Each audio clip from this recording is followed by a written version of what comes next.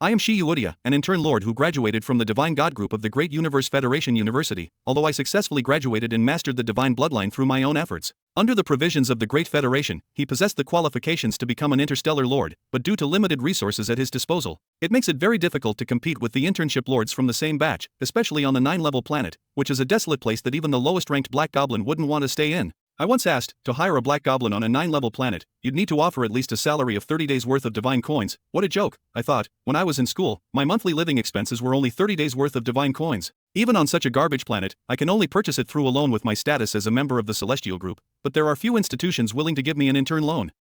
Even if there were, the interest rates would be terrifying. In a state of sheer desperation, I had no choice but to purchase a spaceship. Commenced with the most common method of the impoverished lords, seeking new life galaxies in the manner of an explorer, I was fortunate. After less than 1,000,000 years of wandering, I stumbled upon the Milky Way galaxy during an accidental traversal through a wormhole, and discovered D-Planet, this azure blue planet. Upon discovering this, my first thought was to conquer D-Planet. According to the Universal Federation's laws, interstellar lords possess the right to conquer and colonize other worlds. They have the power of life and death over civilizations that have not joined the Federation. This regulation is designed to encourage the divine group members within the Federation to explore the outer realms. In essence, it's just trying to lure us out to adventure, but when I calmed down, I realized a problem. I seem to lack the ability to conquer this planet, and when I bought the spaceship, I spent all my money on infrastructure. Folding-type original base vehicles, various production equipment, refined extraction instruments, high-quality biological specimens, and some basic materials, etc. For the weapons, I only loaded the cheapest compressed cannons, and if I can't win with these, it's pretty embarrassing. After 3 months of observation, I calculated over 17 million methods of invasion with the intelligence system provided on the spaceship, including infiltrating the internal political circles to gain control over humanity, but the success rates achieved do not exceed 20%. Should we send a signal to surrender this planet to the Federation in exchange for resources, although the resources we could obtain with this planet's qualities would undoubtedly be substantial? But I am not willing to accept that such a clear opportunity for rise could be lost, and at that moment, I was extremely anxious. The intelligence system on the spaceship proposed a method with a relatively high success rate, naming it the Starsea mode. It is the use of deception to obtain manual labor, developing their own power under the nose of the D-Planet Federation government, and the method of deception is to exploit the virtual online gaming industry that has just emerged on D-Planet. Xiao Chun idly swiped through the screen, searching for something that might briefly lift his spirits. Suddenly, he saw a black metal icon. With a mix of anticipation and trepidation, Xiao Chun still clicked on it. Playing a legendary game in the early morning is always better than testing in. Welcome to Starsea. Come, sign the contract, and become a subject under the banner of the Great Me, the Lord. A resounding voice interrupted the stupefied Xiao Chun, who stared blankly, looking up at the towering NPC with an unusually imposing appearance. His entire body trembled. What the this is really a private game, and the model is too realistic, isn't it? Xiao Chun stared around in disbelief, the scene appearing to be a temporary base, with pure metal decorations, various unfamiliar instruments, robotic arms, and many mysterious devices that he couldn't understand but seemed incredibly high-tech, causing him to feel an overwhelming surge of excitement. Xiao Chun couldn't help but reach out to touch the NPC, but before his hand could make contact, a massive pressure surged upon him. Overwhelmed, Xiao Chun stumbled and sat down abruptly on the ground, the intense pain in his buttocks adding to his astonishment. He muttered to himself, absolutely realistic tactile sensation, this game is really bold. Do not touch the master's abilities. The towering NPC glared at him fiercely, saying, if you do it again, I will kill you on the spot. A fully intelligent NPC, Xiao Chun took a deep breath. Now that artificial intelligence technology is mature, a fully intelligent NPC is no longer a rare thing, but the character settings of this NPC are quite interesting. Thought it over, he still didn't continue to provoke the other person. 100% tactile sensation might be smacked dead by the other person, which wouldn't be pleasant at all. Thinking of this, he turned his gaze to a huge metal door beside him. There was a window on the door, through which he saw the scene outside the base, which was desolate. The ground was red, devoid of any vegetation. From the look of it, it seemed to be a model of an extraterrestrial landscape, likely based on Mars. This certainly simplifies things, but the details are still very precise. The ground sand and stone quality is extremely realistic, and the physical effects of the wind flow are also very well depicted, almost without any flaws.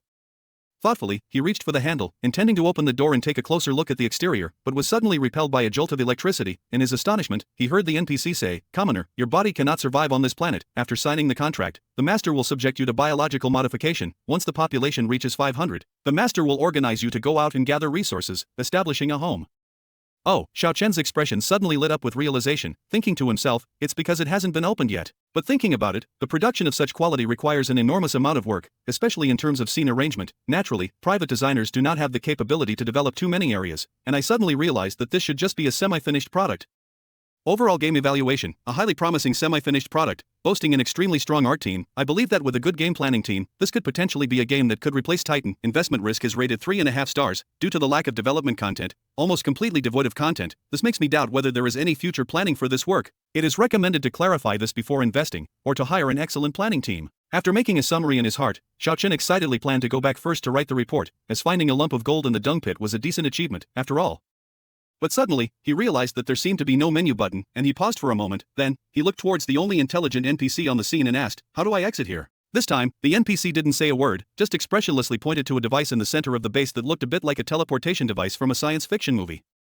Note exit system. Xiao Chen hesitated for a moment. Although this method makes the game more realistic, it can be quite, and it's not very appealing in today's fast-paced entertainment mode. It seems that this game indeed lacks an excellent planning team. Thought it over and without hesitation, he quickly walked into the teleportation device, opened the menu, and selected the option to exit Starsea. He had to submit the review report before anyone else discovered this game, as this achievement couldn't be let slip away. As a streak of light flashed, Xiao Chen vanished inside the teleportation device, and the previously haughty NPC, upon seeing the person leave, abruptly sat down with a thump, removing his imposing metal helmet to reveal a face of extreme beauty. The master was exhausted, and then the NPC started to mutter to himself, "This idiot finally left," and then addressed the space. "Intelligence, can this really pass as a deception? Lord, please be assured." An electronic sound suddenly echoed from the base. "The Lord should merely be patient and wait. Soon, a continuous stream of citizens will pour in.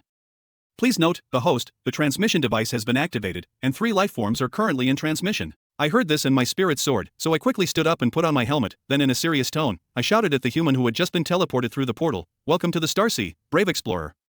Come, quickly sign the contract and become a subject under the Great Lord's banner." NPCs still use the same lines, which is a rather cliched opening. For professional reviewers, just one sentence like this can give a general idea that the planning team lacks originality in their design. However, at this moment, none of the 3 had the mood to worry about these things. The middle-aged man who had just scolded Xiao Chen was now wide-eyed and astonished, while Xiao Chen, after experiencing it once, still showed an expression of amazement. How could there be 2 old men, both bald? Beneath my helmet, my face betrayed a hint of dissatisfaction. As a lord, hiring laborers naturally meant seeking vigorous young adults, and for such bald old men, I had little interest. The backward technology of this planet makes me completely unimpressed with their so-called technical talents. What they need is a group of strong young people who, after undergoing their own biological modifications, can become valuable miners. Esteemed Lord, how do we proceed with the contract signing? Unlike the previous young individuals who hurriedly logged off, these 2 elderly individuals have not done so. After witnessing the extraordinary intricacy of this scene, they too wish to see how much the designer has developed in terms of gameplay. I raised an eyebrow slightly at their words, cast a glance at them, and couldn't quite muster the mood. Older people aren't necessarily unsuitable for biological modification, but after all, my own cells have begun to. My absorption and evolutionary abilities are far inferior to those of the young. Even if the modification is successful, the genetic absorption capacity is limited. What does it matter, Lord? After all, you buy cheap goods, don't you? I smiled slightly at the words. This broken smart device is produced by which company? But it's not wrong, the gene library I bought is also cheap. There's nothing to do about it. Who would have thought I would be poor? Dear Lord, upon seeing that the NPC had not replied for half a day, the 2 middle-aged men immediately furrowed their brows, muttering to themselves, could it be that this game is truly just a shell, devoid of any content?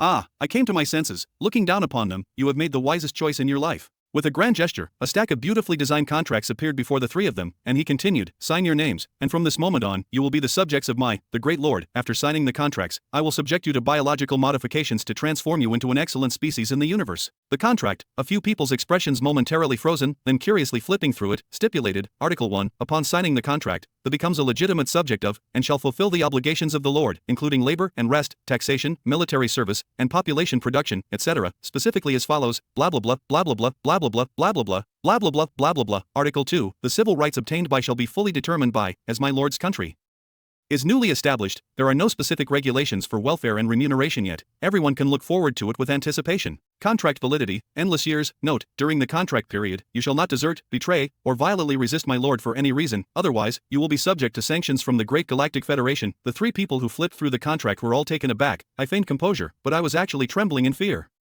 He currently lacks the capability to invade Planet D. Without military strength, he cannot colonize it as slaves either, so he can only resort to contractual labor. The contracts of the Celestial Group are protected under the laws of the Great Galactic Federation. Once signed, they cannot be renounced. If these guys sense something amiss and rebel later on, he can apply to the Great Galactic Federation for military intervention. But this artificially drafted contract is indeed a bit over the top. At a glance, it's not much different from slavery. After all, people aren't. How could they possibly sign it? Lord, after signing, the 3 of them asked with great interest. Oh, well, watching them sign that unequal treaty so readily, I felt a jolt in my heart. This broken intelligent method is actually so effective. This is a biological machine, where I will back up your brains, then clone your original bodies using cloning technology, and subsequently perform biological modifications on the cloned bodies. Once the cloned bodies die, and the moment the brain is damaged, the consciousness will be immediately transmitted to the backed up brain by a special device, rest assured. This technology has been refined from the principles of the ancient Lich's amulet by the clockwork magic race of the 14th universe era, and has now developed into a very mature technique. There will be no accidents. Cool, Xiao Chen's eyes lit up. The brief words from the other person contained a vast world background, and it seemed that he had previously underestimated the game planner's abilities.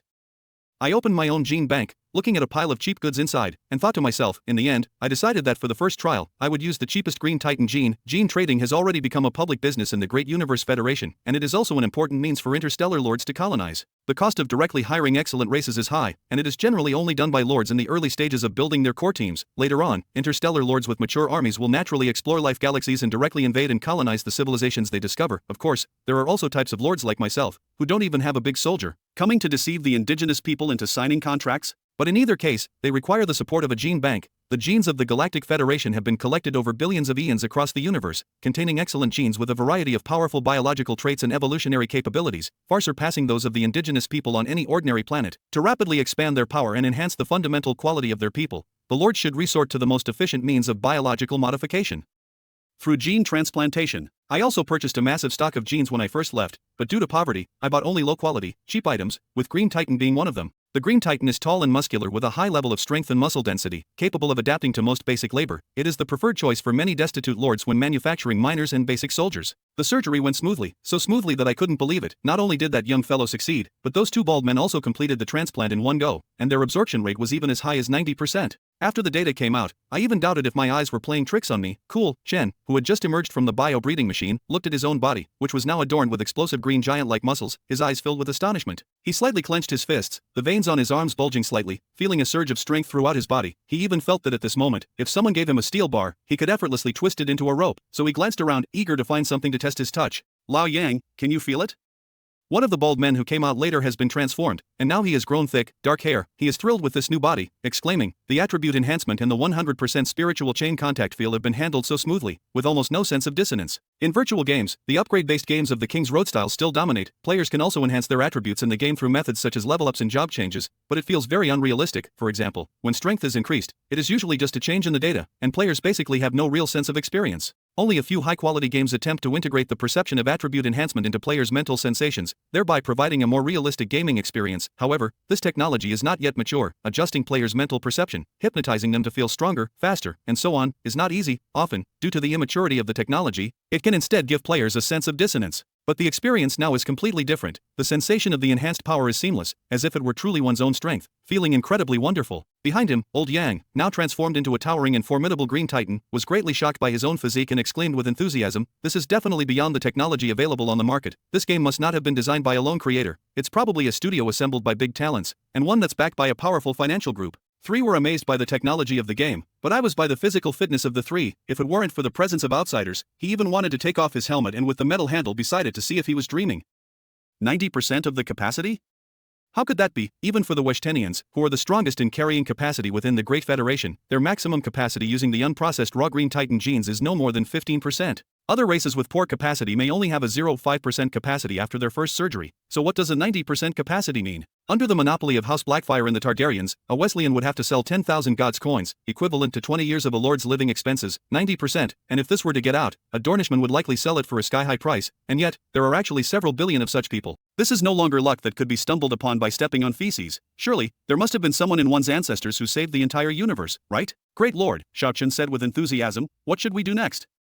Mining, I really want to say that, but I feel something is off. The Green Titan with a capacity of 90% is used for mining. How luxurious a lord must be to indulge in such extravagant behavior. The Green Titan, despite its name of a Titan, is used as the miner's preferred choice. Many beginners may not understand this, but those who have lived in the Federal Union are well aware of the rationale. The Green Titan is not a low-level race, on the contrary, it holds a high level. Advanced Green Titans have always been the favorites of arenas or armies, but the is also very obvious, the cost of cultivation is too high.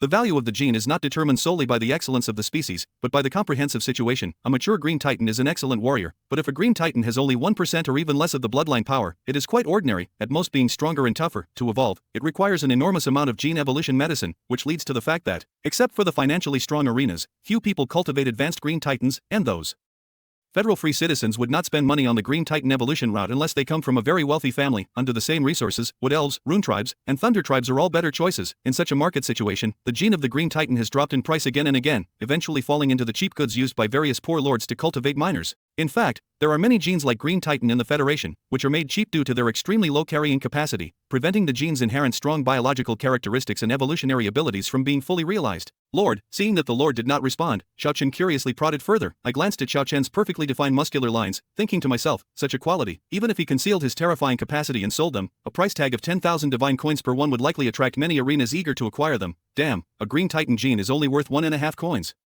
What kind of lucrative business is this? However, I know I cannot contact any arenas. Once my treasure trove is exposed, I would be annihilated in an instant. I still understand the principle of guilty by association. Why could Hego monopolize the business of the Weshtenians, aside from his initial luck in discovering such an indigenous race? Of course, it's also because he has a powerful army that others dare not covet as his backing. Even as a junior deity without a multitude of worshippers, a group of dark goblins might just kill me alive. Since they can't be sold, and our base is still in its original state, it seems like, well, there's really no choice but to have them mine. It's so luxurious. I sighed in my heart, but on the surface, I maintained a serious demeanor, speaking in a calm voice. Due to your low overall quality, you can only currently be employed as miners. However, as long as you work diligently and perform outstandingly, once you accumulate enough points, you can apply to become a warrior under my command. Miners by origin, the three of them were taken aback, thinking to themselves, the threshold is so low, and the slow pace is something rarely seen. However, they could understand it. Although the market is currently dominated by a fast pace, that style is prevalent only in some casual games. True big productions often slowly attract players with a slow rhythm. Although it may not be popular at first, once one settles down, the playability is very high. It seems that they are thinking along the same lines as Old Young. This should be a big production supported by a major financial group, not a half-finished product. They need to go back and rewrite the evaluation immediately, but since the game is so interesting, the two of them, the old testers, of course, should stay to continue experiencing it. So, the task of rewriting the evaluation naturally fell to us, the newcomers, Chen. The leader gave a serious reason. Even though Xiao Chen is unwilling, he can only shed tears and go to work, unable to stay here and joyfully mine. Ding! The Green Titan gene is the private property of the Lord, and it cannot be privately transported without the Lord's consent. Xiao Chen was taken aback when he heard this sound coming from the teleportation device, feeling somewhat puzzled. Please players enter the biochamber for the transformation back to the original body. Obey the instructions. Xiao Chen entered the biochamber, and after a few minutes, his consciousness became blurred, and he found himself back in his original body. As for the tall, green giant body, it lay quietly in the biochamber. Wow, Xiao Chen couldn't help but exclaim again at the green giant in the biochamber, who bore an 8 out of 10 resemblance to him. It was just too lifelike. But what does it mean that this game even makes logging off so complicated? It's as if this body can really bring back the D-ball. Chen Xia couldn't help but complain. But he couldn't see the strange look flashing in the Great Lord's eyes behind him. In an apartment on Earth, Starsea, Pu Yunchuan hesitated. Now that the Titans are so popular, there are still companies daring to release sci-fi games. He curiously clicked on the reviews, and saw that it was described as a folk masterpiece, the visuals completely outshining any game on the market. Remember, any game. The early game pace was slow, but it offered a 100% authentic experience, as if one had truly crossed over to a new life in another world. It is absolutely a must-see work. Image, 5 stars, model, 5 stars, gameplay, tentatively 5 stars, click in, guaranteed you won't regret it. Oh my, S mouth twitched, thinking to himself, what kind of review company is so extravagant? Even if they were paid to do it, they're saying the visuals surpass any other work on the market, a folk masterpiece. If there were any game media that would blow it up, it would be them, wouldn't it? Another unscrupulous review company. I've been in the gaming world for years and I wouldn't be deceived by such clickbait headlines. I'm just going to take a look at what this over-the-top game of yours looks like. What, still need to queue? Pu Yunchuan clicked in and saw that there were still over 1,000 people ahead of him, and he laughed in anger. A folk work, yet you deliberately hire some shills to pull such a trick. Don't you think he'll believe it's your server is overloaded? F***CK, ugly gang? Give me a pork rice bowl and 3 bottles of Red Bull. Yes, the kind that keeps you awake for 2 nights. Give me 3 bottles. We've been queuing all night, just to get a glimpse inside and see what this game looks like. This is, blankly stared around, thinking to himself, could it be that I've been waiting too long and fell asleep and had a dream? Indeed, drinking the warhorse's milk can only last 10 all-nighters, as the rumors in the say. But if it's not a dream, the game's graphics are too awesome, huh? The new guy, as Pu Yunchuan was marveling, a burly green giant beside him roared, what are you staring at? Hurry up and sign the contract for the surgery, make room for the next player, don't keep the line waiting. Pu Yunchuan nodded immediately upon hearing this. He had seen such a situation before. When a new game server opens, due to the large number of players in the beginner's village, there is a limit on the number of players to ensure that the map does not lag, so there is often a queue. However, this situation hasn't occurred for many years. Today, there are numerous game companies, not to mention countless private studios and designers. Each year, there are more than 1,000 games launched. Only a few years ago, the bustling scene of a full newbie village was seen in the Titan that had jumped 20 years in advance. He had always thought it was just the game deliberately hiring a dummy, but looking at the expressions of the people around in the game's visuals, it seems there really are that many people. This contract stared at the contract, somewhat bewildered. The green giant beside him, impatient, said, you really need to go through it item by item? It's not like you're being asked to sell yourself, just sign it and don't waste time, or hold up the line behind you. Pu Yunchuan quickly nodded and signed, but after signing, whether it was or not, there was a sense of something lost. Hurry up, line up for the surgery inside. What kind of surgery? The chubby man asked eagerly. After understanding, Pu Yunchuan finally realized the setup. It was to give players a new race through the mode of biological surgery, which was quite an interesting concept. He walked out of the biology lab, where a green orb handed him a form, listing the available biological surgeries, also known as racial modifications. Glanced around and saw that there were 3 race options available. One was the Green Titan, the kind that maintains order in the hall, resembling a giant green man, with a robust and muscular build. Was unimpressed, though he was overweight. He preferred to play agile and elegant ADCs in both the Dungeon and League of Legends, and had no interest in the brainless, muscle-bound warriors. Moreover, it was written that the Green Titan's responsibility in the early stages was mining. Mining? What a joke! I had a perfectly good girl to see and I came running to the game to mine. Do you really think your brain is made of iron? Then, he directly shifted his gaze to the options behind, the second being a developer. The evolutionary direction is the brain, allowing the modified individual to achieve maximum brain development, thereby obtaining terrifying computational abilities. The later path involves becoming a manager, a scientist, and a professional in the operation of precision instruments. In the early stages, they are responsible for controlling various precision instruments and the energy decomposition of the fire and mine at the base. The third type is the Wood Elf, whose evolution path is relatively complex. In the initial stage, after retaining the brain, it will become a pure spiritual entity, and then it will evolve into the perfect physical form unique to the elf race. With the acquisition of a physical form, the direction of evolution becomes diverse. In the first stage, it can only maintain the base crops and track and cultivate biological specimens in the form of a spiritual entity. The fat man was completely shocked after reading it. The initial choices were all about mining or farming, and there wasn't a single path that involved going out to level up and fight monsters. What on earth is this game trying to do? Is this really about inviting players to build a base together and then expand into space?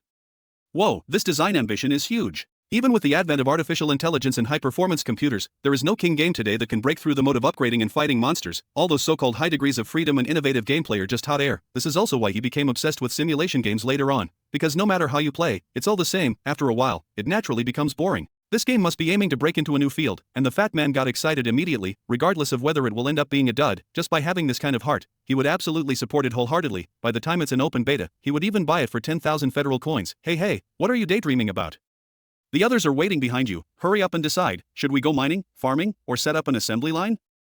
Mining, I mine. It's more interesting to become a green giant and mine than to float around like a ball. The situation turned out to be smoother than I had imagined. After the intelligent plan began to be implemented, within less than a month, the base had been swamped with over 5,000 D-balls, and they all happily signed the unequal treaty, and after selling themselves out, they were overjoyed. Whether it was mining, farming, or tracking biological specimens, they worked tirelessly without a single complaint, as long as they were given the so-called honor points based on their workload.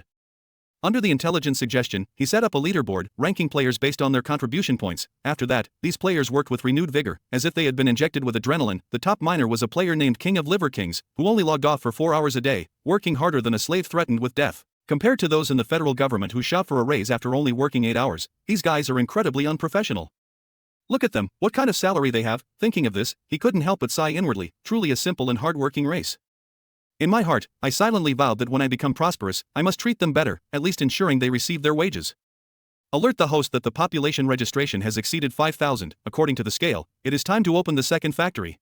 Okay, I nodded satisfactorily. The original plan was to open the second factory at least half a year later, but due to the exceptional efficiency of the labor force, and the unusually good environment on Mars, development has far exceeded expectations. He glanced at the data, and now he calculates that he has a total of 5,134 people under his rule, and the number is still increasing daily. Among them, the Green Titan had the largest number, with over 3,700 people choosing the Green Titan gene, 1,300 people choosing the Wood Elf, and only less than 200 people choosing the developer's lineage. He couldn't help but marvel once again at the purity and simplicity of this planet's people, as the selection regulations had clearly stipulated the job allocation for various races before the surgery. The Green Giant initially took on backbreaking labor such as mining and carrying, while the Wood Elves had to cultivate and nurture crops in the dry sands of Mars. Only the developers worked in a comfortable indoor environment. However, he hadn't expected that after offering free choice, 90% of people would opt for the 2 arduous jobs. This should originally have been something I would have taken care of myself, but the intelligence suggested allowing them to make the choice freely. After thinking about those D-Ball's miserable contracts, I ultimately decided to agree and give them a chance to choose for themselves. But after issuing this command, he worried about how to handle the situation if there were too many developers and too few Green Titans as the basic labor force. Then, the planet's simple quality once again resolved in his heart.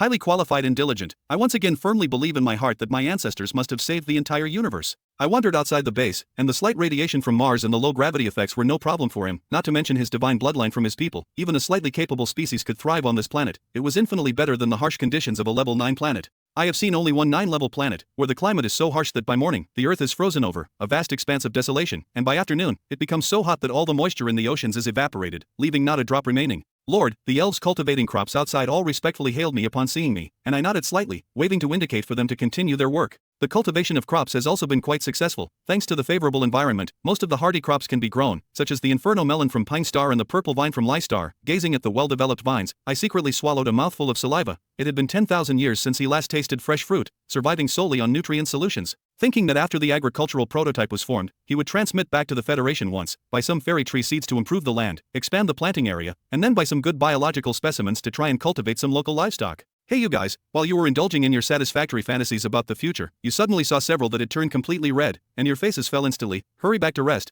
I don't want to see any more bodies in my territory turned into dried up spirits. Oh, he is the Lord. Upon hearing that they were not allowed to work, the few elves replied listlessly, resentfully heading towards the base, muttering to themselves, if only I had chosen the Green Titan earlier. The elves really lose points too much in the early stages. And unlike the Green Titan who can run around Mars bare-chested, fairies must envelop themselves in a biofilm around them using their bioenergy when they are outdoors. This biofilm consumes their bodous moisture, and if they remain outside without returning to the base to replenish it, they will eventually become a dried-up fairy, perishing on this red planet.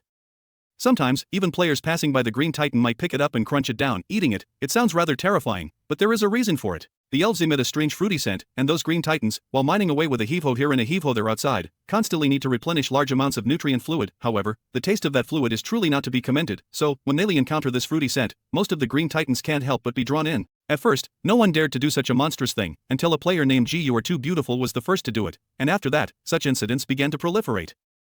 According to players of Green Titan, the taste is truly amazing, with both meaty and fruity flavors, leading to the Green Titans who saw loans afterward would all reveal sinister smiles. Even some elf players claim to have seen the Lord stealing elf food, which caused a stir, with the elf players collectively protesting. However, I, the Lord, strongly denied this incident, and now, in public, whenever I see the red elves, I order them to quickly return to the base and log off for rest. Due to the need to promptly return to replenish nutrition, all players are allowed to work for a maximum of 4 hours before they must spend 2 hours at the base replenishing their nutrition to continue working. This results in players suffering a significant disadvantage when earning honor points. Consequently, many players promptly proposed modifying the point system, increasing the amount of points players can earn per hour of work. But the players of Green Titan immediately voiced their opposition. Come on, they said, they slave away mining out there, and you guys, with your cushy jobs, work for 4 hours and then take a 2-hour break. Now you want higher pay than them? What gives you the right to think we're hard workers? Although that's true as well, due to the large number of Green Titan players and the relatively small number of players, I also didn't want to offend the vast majority of miners, so this proposal eventually came to nothing. And then, troublemakers emerged from the developer community. This race, which already had a small number of players to begin with, still saw a majority of players, after choosing this race, complaining and demanding to undergo surgery to become Green Titans or Wood Elves. In fact, as long as the brain is backed up, their own clones can be endlessly replicated. As long as they are willing, they can have a body from each species without any problem. However, if they do so, after the brain has harmonized with multiple species' bodies, it will subconsciously complicate the evolution process, which is extremely detrimental to future evolution. In the Great Universe Federation, most wealthy families consider the evolutionary path and racial choice for their children at a very young age. It is rarely changed. Only the poor, who cannot afford evolutionary gene potions, would initially choose a low-potential race to do some hard labor and accumulate enough savings, and then buy a good gene to start anew. But such a situation limits the paths for future evolution, which is why it is difficult for the poor in the Federation to rise. To become a family with excellent genes, it requires the accumulation of several generations, even up to 100, before it is possible. And naturally, I would not stand by and watch my people with such potential squander their talents, so I directly vetoed the player's choice to change their genes. And with only 100 or so developers in total, if they agreed, they could freely change the genes. It's likely that only 10 of this kind would remain. Without them, who would operate these instruments, and who would conduct the research in the later stages? Of course, he wouldn't allow such a thing to happen. After in returning to the base, I saw the developers, who were completely bored, sitting beside the instruments. I couldn't help but smirk, thinking to myself, do the people on this planet really enjoy doing hard labor? I might as well call them the star people who die without work from now on. The first test strategy for Star Ocean was serialized on a virtual forum about a month later, and I only learned about this post much later through player chats, so I secretly used the smart link to view the post. He mainly wanted to know the opinions of the current D-ball players about the game, as well as whether anyone had discovered any flaws. The post was written by a player who called his ancestor Lu Benway not cheating, and first explains why this strategy guide was released so late. I have no choice but to do so. This is a private game, and even now, I still don't understand why that unknown studio could create such a groundbreaking work but has not tried to make an official website. If it were not for our suggestion that Chensi Evaluation create a column, there might not have been an official platform to put the game strategy. Until now. Then, they'll talk about my gaming experience. This game is set in the background of Mars. I was one of the fortunate players who entered the game early on. When I first got in, the entire map was just barren Mars, with only one technology-packed base. But after a month of development, thanks to the efforts of us players, we now have 2 mining factories, 56 mining sites, 40 biological sheds, and 1 crop processing facility. Yes, you didn't read it wrong. This is not just a mindless monster slaying and level up game. It's a groundbreaking game where players cooperate to develop civilization and explore the universe. This studio has immense ambition, and although it's unclear what will come next, everything currently looks incredibly perfect. In this game, you start off as a miner, a farmer, contributing only a tiny bit of effort to the burgeoning base. It may seem insignificant, but when you see the base gradually take shape, the sense of achievement is truly unparalleled to that of chopping a dragon-slaying sword in the wild. He'll talk about the game content. When you first enter the game, the lord of this base will ask you to sign an extremely unequal contract. I've roughly glanced over the contents, and it's rather shameless, but that's alright. After all, it's a game, and it's not really selling yourself into slavery. After signing the contract, the lord will provide you with a biological surgery, which is very important and affects your future career path. Please be cautious in your choice, players who haven't entered the game yet. Regarding racial selection, there are currently 3 options for biological surgery: transforming into the towering and muscular Green Titan, transforming into a spherical-like Wood Elf, and transforming into what is developer. Currently, the Green Titan is the most popular choice among races, tall and muscular. Even if you are as thin as a chick, after the transformation, you can become as formidable as the Hulk, capable of lifting stones several times heavier than yourself with your bare hands. The feeling of power is something that makes us, the elf players, feel extremely envious. Yes, I am not a Green Titan player. When I had the surgery, I had a moment of madness and chose the Wood Elf. To be honest, I have never regretted my choice more. As for the Wood Elf, unlike the Green Titan, their appearance is much cuter, resembling a glowing fur ball that can float in the air or bounce on the ground. However, I wouldn't recommend players to bounce around outside the base. Our Wood Elves have to rely on our mental power to create a protective layer outside the base before we can move around. This is quite a pain in the ass, as the protective layer consumes our Bodis moisture. If you don't return to the base to replenish within 4 hours, you'll turn into a dried up body, colloquially known as elf dry. Moreover, that layer is very fragile. If you bounce around outside and get scratched by something, you might instantly become elf dry and then be picked up and eaten by some passing Green Titan. Yes, you didn't read that wrong. It's eating. Those cursed green-skinned beasts have been taking pleasure in consuming the essence in the past week. Here, I want to strongly condemn a player named G. You're too beautiful. If it weren't for him, this wave of persecution against our elves would not have been sparked. Many girls who choose to be elves often cry and complain, asking how they could be eaten. Those green-skinned beasts, facing the girl's tears, would even say with a look of embarrassment, "You're too fragrant. I couldn't resist." Oh my god, is this a reason? Is this a reason? You're blaming us for being too fragrant? Listen, is this even human language? I still remember once, lying on the ground, gasping for breath, those green-skinned beasts surrounding me, with no intention of saving me. They were all just like dogs eyeing a bone, waiting for me to be baked to death. Shit, if it weren't for the prohibition against harming one's own kind, I'm sure they would have attacked me even when I was still alive. Just thinking about it gives me the chills. A friendly reminder to the new girls who are just starting out: don't venture too far from the base, otherwise, if your shell gets damaged and you're definitely a meal for those beasts. Believe me, no matter how cute a girl you are with your voice, those beasts can still have their way with you. Of course, there are benefits to being an elf. The work is easier, not having to constantly carry stones several times larger than themselves around like those beasts. Most elves simply need to carefully maintain crops with their mental power, the specific methods being intuitive to their racial talents. Some are also assigned to bioculture, which are all tasks that require precision. To be honest, this race is quite suitable for girls. Regarding developers, last but not least, there are the developers. This profession is now the least popular in the game. Many players who accidentally chose it are clamoring to change their races. But unfortunately, this game has an iron rule, a lifelong race. So, once again, a warning to the players coming later: please choose carefully. Developers possess very special abilities, as if their brains have evolved. With their computational and brain processing capabilities experiencing a qualitative leap, they can operate sophisticated instruments, with their work types somewhat resembling those of assembly line workers. Many people find this boring. Of course, they can also choose to calculate the energy analysis of fire ant mines, which requires excellent scores in mathematics, physics, and chemistry. This type of work is highly rewarded with points by the lords. Among them is a girl named Junu Wugua, who should be a top scholar in real life. She has already improved the algorithms of dozens of energy instruments. Today, her honor points are consistently far ahead, several times more than the second-place contestant. It has to be said, a scholar is always in demand wherever they go. But many Green Titans say they don't envy. What's more fun than mining? We're here to play games. What could be more annoying than doing math, physics, and chemistry problems in the game? So, if you're not very interested in scientific research, future players had better not choose this race. Regarding the combat system, everyone is currently a producer, and there hasn't been a need for combat yet. I haven't seen any health or mana bars either. Specifically, what the combat mode will be like is still unknown. I can only tell you once the subsequent content is released. However, many Green Titans have privately engaged in fights, and they are just rough brawls without any rules, just hitting each other with wild punches. But it looks incredibly intense, with each punch landing solidly, which is much better than some virtual action movies. Unconsciously, I've written so much, and it's mostly just writing wherever my thoughts take me. If there are any omissions, please let the brothers and sisters at the base fill them in. Well, I'm also going to sleep now. Since the game has a 100% immersive experience, I feel particularly exhausted after logging off. After getting enough rest, I still have to log back into farm. Good night, everyone. I finished reading all the content in one breath and my expression was peculiar. From the post content to the comments, not a single one suspected that the game was a conspiracy, most were begging to be impoverished just to work for themselves in the game. This ridiculous method turned out to be surprisingly effective. It seems that it's safe for the time being, however, one must be prepared for the worst, and it's urgent to develop some military strength. It's time to go back, I thought to myself, watching the bustling crowd outside the base. According to the intelligent prompts, there are over 100,000 people queuing outside, and there are now 6,000 residents signed up inside the base. The base's capacity is almost at its limit now. The nutrition storage in the base has required queuing since last week, and the Green Giant's pickaxe is also gradually running out. The fire ant ore is a high energy ore that must be mined with a specific pickaxe, and the mining process still causes some degree of damage to the pickaxe. Therefore, as the ore stockpile increases, the consumption of pickaxes is also very high. Moreover, regarding accommodation, although players can log off, their physical bodies do not disappear upon logging off and will pile up inside the base. Initially, when there are fewer people, the base can still manage. However, as more and more people arrive, the base naturally becomes overcrowded. The Green Giant is fine. Most of the offline locations have been moved to the mine factory. Even if they can't be placed there, players inside can still throw them outside the factory. After all, those things are tough and can't be. But the other two races can't, without special spacesuits. They would explode into minced meat if they went outside due to the light gravity. The elves can't be thrown outside either, which has led to seeing piles of on the ground in the base these days. Now, he has to be extremely careful when walking around the base, afraid that he might accidentally step on two more.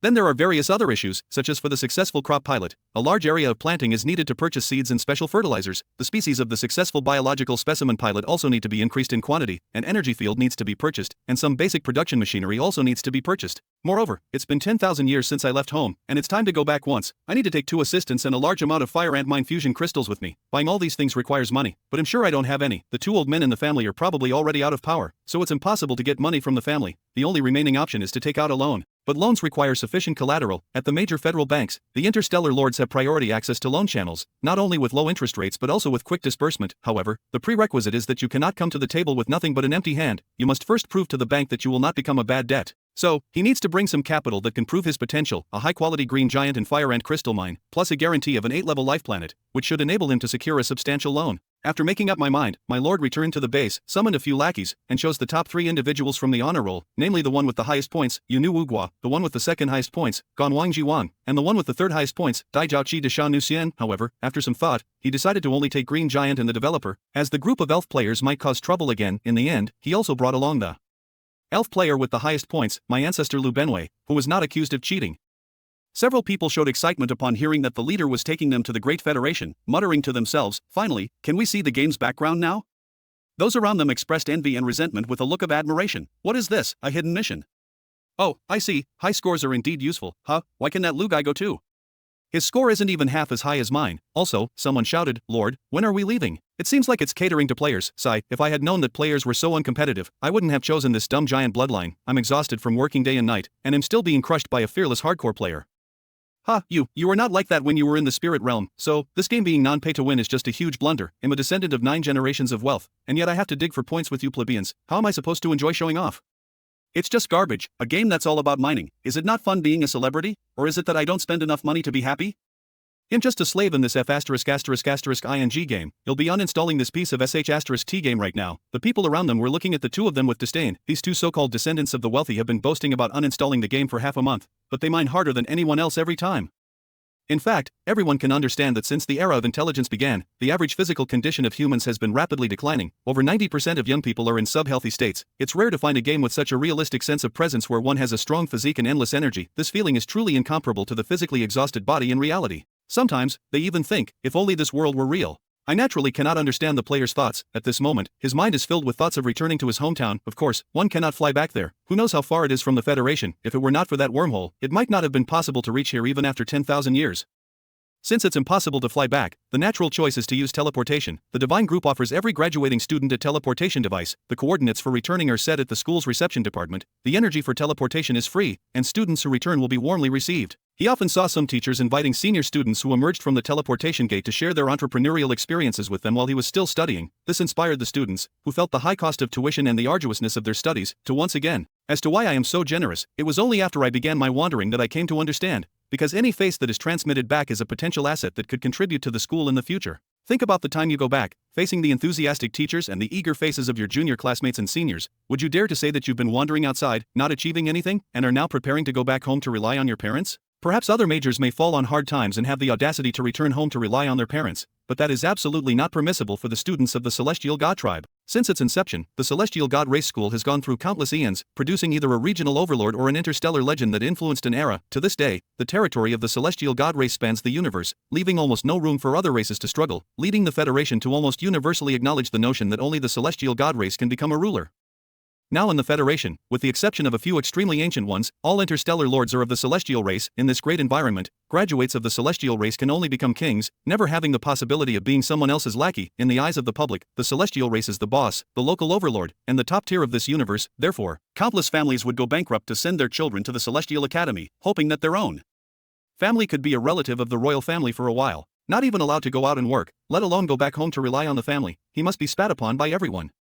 I only realized after graduation that this group is not as glamorous as it appears on the surface, at least not everyone is. In their batch of celestial gods, besides a few with wealthy backgrounds, most are still floating around in the universe, just like they were before. Students who have not made a name for themselves would never dare to show up shamelessly. Once they decide on interstellar travel, only two paths lie ahead of them: either return in splendor or die in a foreign land. Welcome back, adorable Xiaoxiu. Oh, but I suppose you should now be called the Lord. Just transmitted, still recovering from the spiritual discomfort caused by the jump space. When I heard a familiar yet unfamiliar female voice, I looked up, a spark of realization flashing in my eyes. This person had spent more time with him than he had with his parents. A million years had passed, yet she had not changed at all, as if time had left no trace on her. This point did not surprise him actually. The celestial race has a long lifespan, and once their genes are fused, they can live for a million years even without evolution. For those celestial races that possess vast territories and billions of people who believe in them, their lifespan can even be counted in eons. Mr. Jalua, I bow and salute with respect, while several players behind me gaze at my teacher in astonishment. Even though two of them are female players, they are still shocked by the beauty of this creature. There's the surrounding scenery. This detail. Who the hell said this game was a half-finished product? Every school's hospitality department is almost the most luxurious place, let alone the hospitality department of the Federal First University. As a native of D-Ball, seeing such a universe-level luxurious decoration for the first time, everyone felt as if they had entered heaven. Finally, back home, I looked around at the familiar surroundings and felt a sense of being in a different world. Finally, he had once again returned to this Federal First University. Heavenly God Group Academy is the only place in the entire universe that possesses the genetic lineage of celestial gods. Since its establishment by the four ancient celestial gods, it has stood for a million eras, its status never shaken. For millions of eras, the Academy has nurtured countless divine lords, whose territories span the universe. In terms of resources, technology, population, and the supply of internal positions, they have made tremendous contributions to the entire Federation. To this day, it has become the sole channel for the Federation to aspire to become a lord. The conditions for admission to the Celestial God Academy are very stringent. Firstly, you need to be wealthy. The deposit alone is 10 billion Celestial God coins, and the tuition fees over tens of thousands of years can bring down a family of considerable size. And a family must obtain recommendations from more than 3 interstellar lords to secure a slot for their descendant to attend the school. The dropout rate is extremely high, and the most F***king key point is that if you are eliminated, the 10 billion deposit will not be refunded. Such absurd application requirements, yet every recruitment day, there are still tens of millions of candidates signing up. It has to be said that there are quite a few big spenders in the Federal Union, allowing the college to collect security deposits with ease every year. 1 billion Tiantian coins is already a considerable asset, but compared to the tuition fees for the next 10,000 years, this amount is negligible. This has led many families, despite not having the means, to bite the bullet and struggle on, only to see their decades of savings depleted to the point where they are left with nothing but their pants. Examples of such families falling into this trap are all too common, and mine is one of those middle-class families that have been lured into the abyss. My birth family, the Udia, is an old-line family that has existed in the Federation for over a century. The family's heritage is quite profound. By the time it reached my father's generation, its influence had spread across dozens of star systems. The family has produced numerous talents, and internally, it boasts an extremely high purity of the Thunder bloodline. The family's descendants have always been highly sought after by numerous lords. Especially for myself, I was born with exceptional talent, hailed by my elders as the future light of our family. Originally, I was supposed to inherit the family genes and become an outstanding Thunder warrior. Little did I know that my father had a moment of madness and suddenly wanted to cultivate a celestial deity for the Odia family. After several family meetings were held, the ultimate decision was made to send me to the Celestial Deity Group Academy. To be honest, this was the most failed investment in our family's history before I found D-Planet. I remembered the arduous past, and involuntarily, my face twitched. Over the millennia of drifting through the universe, he had actually doubted countless times whether the great cost of studying in the celestial race was worth it. While I was still throwing money at the school in vast quantities, my siblings had already achieved something, either becoming warriors of the Thunder tribe or elegant night elves. I've heard they're doing quite well, especially my uncle's eldest son, Ren, who followed a good lord and now serves as a regional commander on a 5-star planet, bringing considerable benefits to the family. Many willing descendants have joined his ranks. Reflecting on myself, once hailed as the brightest successor of the odious family, I passed the of the celestial group at the tender age of 20 and became a legend in my hometown. However, throughout the subsequent 1 million years of my studies, I almost brought the family to the brink of bankruptcy. Moreover, after graduation, I wandered for a million years without bringing any benefit to the family. It's even less than the son of the babysitter who served their family. I heard that he Later became a giant, serving as a bodyguard for some goblin bosses, sending tens of thousands of celestial coins home to his mother every year. This is also the reason why most impoverished lords would rather die than return. Their families have invested too much. If they can't retrieve their achievements, it's better to die outside, rather than come back and be spat upon by their descendants. Oh, the female teacher noticed the few players behind me and was immediately puzzled. What high-quality green titan, is this one bred by you? Ah, I am an indigenous of that planet. I have selected a few with high potential to cultivate as core members. I lied without changing my expression. Core, several players' eyes lit up, whispering, is it true or not? Indeed, their all-nighters have paid off. The teacher's brow furrowed instantly. You child, how did I teach you during the basic courses? At the early stages of entrepreneurship, it's crucial to make rational use of resources. Although Green Titan is formidable, under the same resources, the Thunder Clan and the Bronze Clan are the most cost-effective. In just 10,000 years, have you repaid what I taught you? The teacher said. Some students have become overconfident, and I hurriedly admitted my mistake. 10,000 years. The players were somewhat bewildered by this line. The things we learn in school aren't only relevant for half a year after we enter society, are they? And isn't your 10,000 years statement too dismissive of time? Are you back for a loan this time? Asked Jalor warmly. Having learned about your family's situation, most students who choose interstellar travel come back for loans, as those with wealthy families wouldn't opt for the travel route. So-called poor travel is often a literal poor-to-death experience among the celestial race.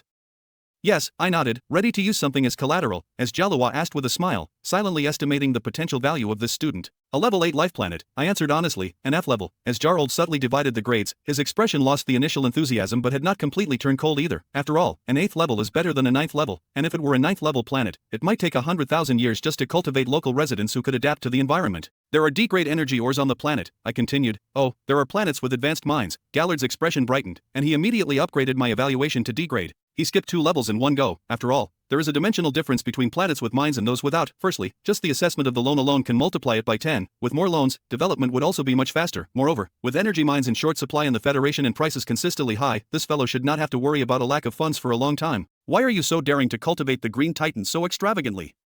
It turns out there's a mine. How much carrying capacity do your indigenous people have?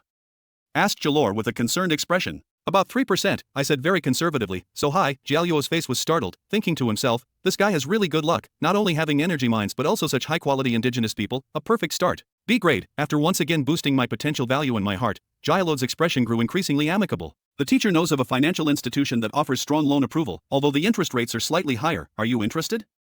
I heard this and felt not the slightest joy. Instead, I secretly became vigilant. After all, he knew that the seemingly beautiful teacher in front of him was once someone who almost swindled his grandfather's underwear to pay for his tuition. Yet, I borrowed, huh?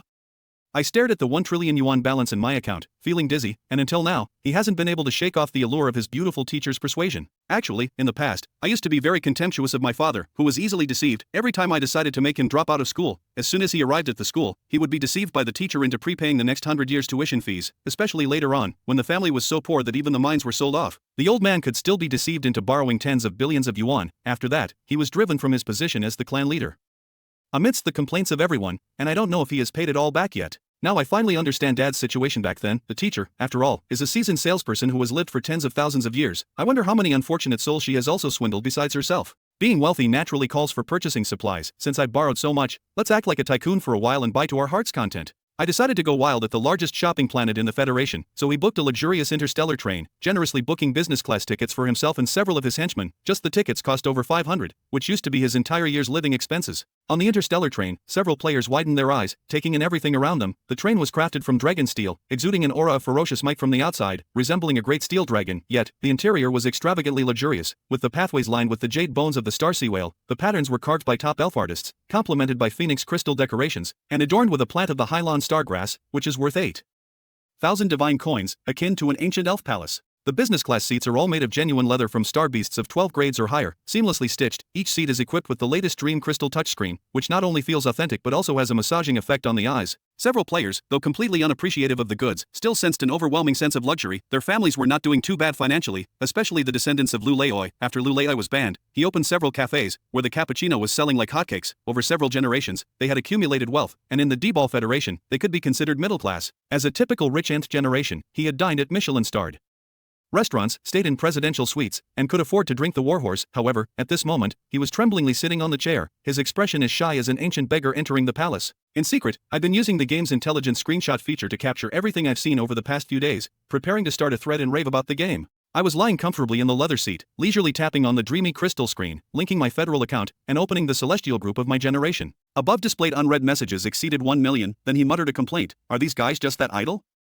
In fact, before finding the Milky Way, he was the busiest guy in the group on the spaceship. Now that he's on the right track, looking at the active members in the group, a sense of superiority surged through him, muttering to himself, a bunch of losers. As I pondered how to make an elegant and unique appearance, a shadow suddenly enveloped my screen, catching me off guard. I paused, furrowed my brow, and turned off the screen, only to see, reflected in the shadows, a very robust and imposing thunder warrior. This outline, isn't that so? My heart skipped a beat. Quite relaxed, our family's rising star. Hearing that familiar sarcastic voice, I was certain it was that guy, and I immediately turned to look at him with a complex expression. Long time no see, father. Oh my, is this a hidden mission plot? Several henchmen gazed at the towering blue-skinned giant, thinking that among the thousands of players, only they had been granted such an honor, and their hearts were filled with excitement. The feeling of reaping rewards from hard work is truly wonderful. Indeed, non-pay-to-win games are really fun. Lord Dad, take a seat. The player known as the King of Liver Kings quickly gets the hint and stands up to make way. Not bad. The tall giant with blue skin, towering over the green titan by a head, squeezed the other's shoulder and nodded approvingly. Your muscles are well developed. The quality is high indeed. The player was completely baffled, unable to understand what the other person was saying, but it seemed like they were praising the player, so the player hurriedly nodded and bowed to try to win the NPC's favor. Beside him, the elf player Lulei was curious about the other party's language, thinking to himself, they've even set up an alien language. The pronunciation is quite interesting, though. It doesn't seem to be like the widely used alphabetic language of the D-Ball Federation. It sounds very standard, almost like the mother tongue in their Chinese region. Could it be that this game was made by a studio in the Chinese region? Thinking of this, Lulei decided to go back and write an analysis post. This topic is definitely a hit with players in the Chinese region, and it can also earn me some writing fees. As Liu was happily conceptualizing the manuscript, the blue-skinned giant turned to me, his sky-blue eyes, shimmering with lightning, narrowing slightly as he smiled. I thought you were all washed up, but I didn't expect you to cultivate such a high-quality green titan. Indeed, there's still the style of the luxurious me from back in the day. Father, you are too complimentary. I am at a loss for words. My father's character really has no bounds. However, I am filled with shame as I say, wandering for tens of thousands of years with nothing to show for it. I truly feel ashamed of the efforts and teachings of my father. No, my son, don't say that. At least you still have the face to come back, don't you? To be honest, I'm quite surprised you came back. Lord Dad sat leisurely in the position Green Titan had just vacated, ordered a cup of Diamond Star, and leisurely said, what were you thinking back then? You just up and left for interstellar travel without a word. I spent so much money on your education for thousands of years. Don't you think I'd support you in buying an 8th level planet? You just left without a word. What if something happens to you out there? All the money I invested would just go down the drain, you know? I hesitated for a moment, then said awkwardly, I remember that father wasn't overthrown from power when I graduated, right? Where would there be money to buy a planet for me? Idiotic son, the Lord Dad slapped my helmet with a palm. After all these years of being in a high position, can't you squeeze some benefits out of it? I suddenly covered my head. Your Honor, is it appropriate to say such things in public? What's inappropriate about it? After all, we're already off stage. Am I being picked up by my father specifically? Of course not. He's here to take my sister to the unified examination. Sister? I was suddenly startled. When did I have a sister? I'm not an only child, am I? Look, you're being naive again. You were so talented back then that we concentrated our resources and didn't continue having children. After you went on your backpacking trip, my mom and I didn't take advantage of our youth to have a few more, in case something happened to you out there and no one was left to take care of us in our old age. I heard this and fell silent. He even has a sister, and from the tone of my dad's voice, it seems there's more than one. My mood became rather complex. Where is your sister planning to take the exam? As her brother, I think I should show some concern. The CU Academy. What? I was instantly unable to remain calm. Does our family have the genetic heritage of the arcane? He remembered that his family seemed to mainly cultivate the genes of the Thunder Clan and the Night Demon Clan. Within the branch, he hadn't heard of any lineage cultivating arcane genes either. No, the Lord lazily said, but your sister excels in the art of magic. I plan to spend a considerable sum of money to purchase a purified magical gene for her, and it's also a good opportunity to establish a magical branch within our family. It's not that easy to buy. I was utterly speechless. The purebred's genes can be said to be the foundation of a family's standing, and they would never be sold casually unless the family is at the end of its rope. Generally, it takes 10 generations or even dozens of generations for a family to cultivate their genes to a substantial scale. The genes sold on the market are mostly of second-grade quality, and to evolve them requires an enormous amount of gene-enhancing potions, and there are also limits, especially when the body's capacity for containment is not high. Only in large families, when the ancestors have evolved their genes to a certain degree, and then passed down the purified genes to their outstanding descendants, generation after generation, the genes will become better and better. Their odious family has existed for an epoch, yet even so, the high-quality genes passed down are limited. After all, they are a warrior family, and it is unlikely that every gene can be safely transmitted. Some are lost along the way. Initially, because I attended the Divine Academy, it was when my family was most in need of money that my father, with tears in his eyes, sold off the mine and dared not sell a single purebred gene, because everyone knows that this is what truly constitutes the foundation of a family. So, regarding the father's desire to purchase a high-quality AoE bloodline gene, I believe it's basically impossible, and that's just how it is. The Lord, Father, also looked at me with a face full of helplessness and said, if we can't find one, then we'll have to settle for a second-class gene. What kind of joke is that? I was suddenly quite angry. Although he hasn't seen my sister much and doesn't have much affection for her, we are still blood relatives. How can she ruin her own future like this? Once the gene is established, this life is more or less set, a second-class gene, unless she has the kind of terrifying tolerance like those players on D-Planet. Otherwise, in general, a second-class gene can only evolve to a fifth-level life form. The average salary of this level of life form, working for 10,000 years in the Federal Center Galaxy, cannot afford even a toilet. What else can one do? My father, I took on so much debt for you to go to school. Do you think it's still possible to apply for pure genetic modification within our family for your sister? Father, don't you intend to pass on your genes to her? Father gave me a sidelong glance, a cold snort escaping his lips. Are you suffering from amnesia? You don't remember that your old man's genes were sold to your uncle's line when I paid for your fourth-stage tuition?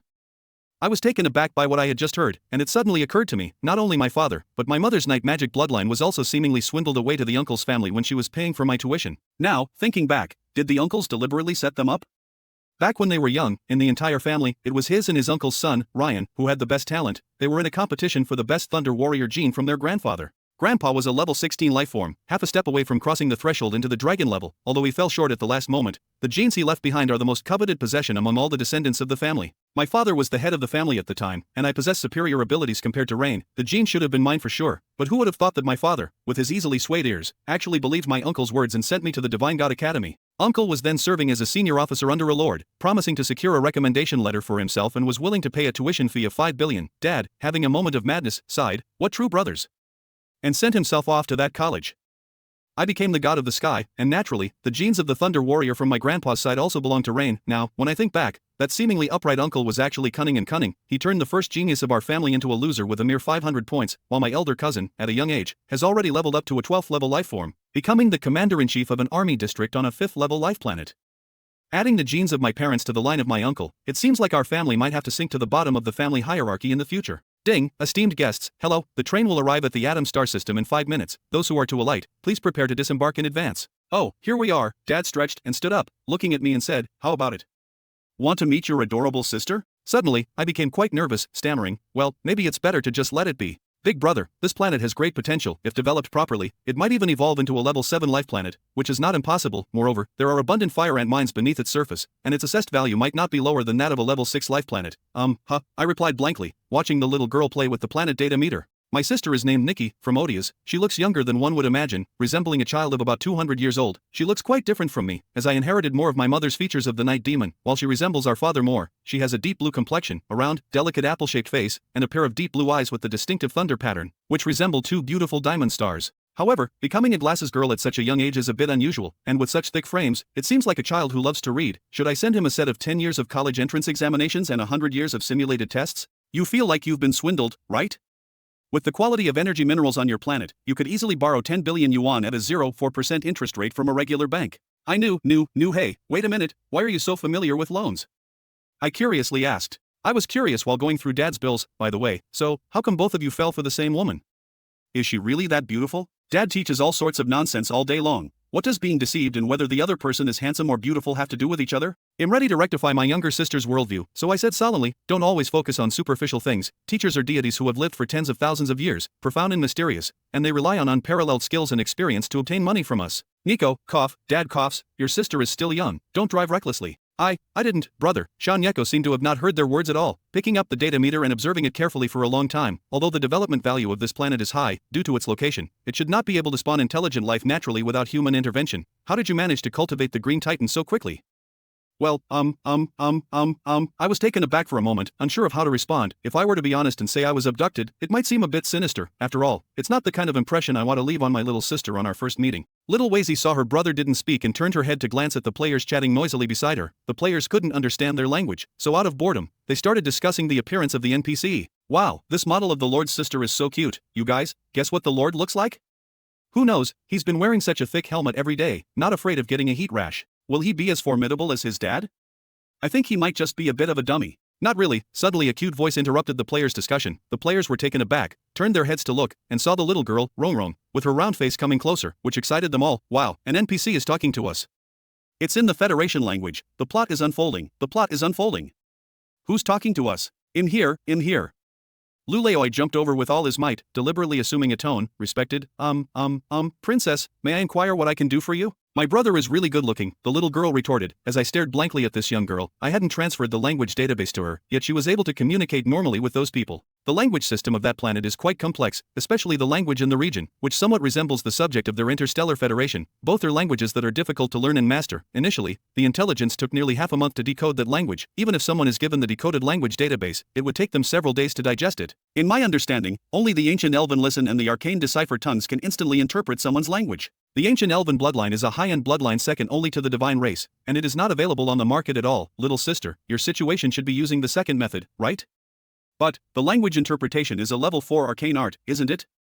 And this girl can use a level 4 arcane art without even transforming her arcane bloodline. What talent, what she truly deserves to be of the same origin as the master. In my heart, I solemnly vow to give her a good arcane gene, never to let her squander her own talents. As I pondered the little girl's future in silence, Nikki, with a pouty expression due to the disbelief of many players, continued, my brother is really handsome. This helmet was personally ordered for him by his teacher at the Divine Academy at the time, just because he was too good looking and they were afraid it would distract others from their studies. The crowd was instantly shocked. My goodness, I've lived this long and it's the first time I've heard of someone so handsome that they can influence others' studies. Today, I must see for myself, said Lu Leoi first. I don't believe it either, neither do I or my athlete's foot, the fairy with athlete's foot quickly replied. Not being good at studying is just an excuse for the academically challenged. It's only the academically weak who affect their studies. The top student, with a serious expression, pushed up her glasses and said, I was still the provincial science and technology top student when I was glued to the screen of my brother Jang Gunsuk. Actually, I don't believe it either. Little Nikki suddenly turned her gun around, a mischievous smile on her face. There are no photos at home, it's all my mom said, and she said this helmet cost several million yuan. This lousy helmet cost my dad several million, and I involuntarily twitched my eyelid, suddenly feeling that there seems to be no necessary connection between our family being drained and which school I get into. Why did my great-grandfather choose my dad, this spendthrift, to be the head of the clan? Brother, would you mind taking off your helmet so we can see? Neko coached, shaking my arm. The first time someone coaxed me with a temper tantrum, I felt my heart melt, and I could no longer muster a serious tone, only managing to hold back my words. The last time he lost his composure and took off his helmet, it led to an extremely terrifying incident, due to its excessively good looks. Even now, he still has some shadows from it, which is why he even has to wear his helmet to sleep until today. The old man beside sighed, picked up Nikki, don't be mischievous, your brother's appearance really can't be shown. He paused as if remembering something terrifying, shook his head and said, about this matter, he'll tell you later. Nico, upon hearing this, could only sigh and say, alright, is this true or not? The players were taken aback one after another. Although they couldn't understand what the big man was saying, the tone seemed to suggest that the guy wearing the helmet would be so handsome when he took it off that it would cause a disaster. Blah, at the same time, somewhere in the Federal Star of Purple Brilliance, a towering thunder warrior was strolling in a park when he received a report from his subordinate about my return. This Thunder Tribe giant is extremely heroic. His features are 7 or 8 parts similar to my old man, yet he exudes a greater majesty. Compared to my half-hearted one, he is more like a dignified and powerful lord. Xiao Star is one of the top 10 administrative stars in the Federation's eastern region, and it is the birthplace of the ancient elves. The star has an extremely high energy level, and all the buildings on the planet are constructed from the unique purple dragon crystal of the star, which leads to a high land price, consistently ranking among the top 10 in the Federation's total star list. Those who can settle on this planet are all old-line families with a heritage spanning over an epoch. The Odia family was only able to move in after he became an interstellar marshal.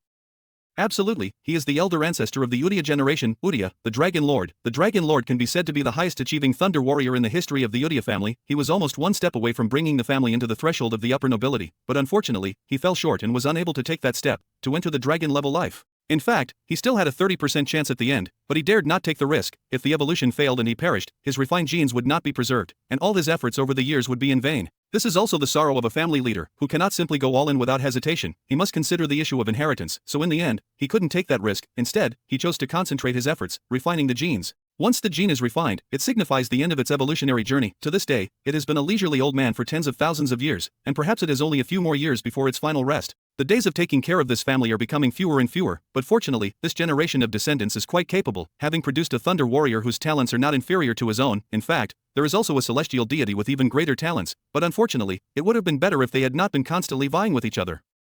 The Dragon Marquis sighed slightly. As an ancient monster who has lived for so many years and has achieved the position of an interstellar marshal under a high-level lord, how could he not see through the tricks his elder son has played on his younger son?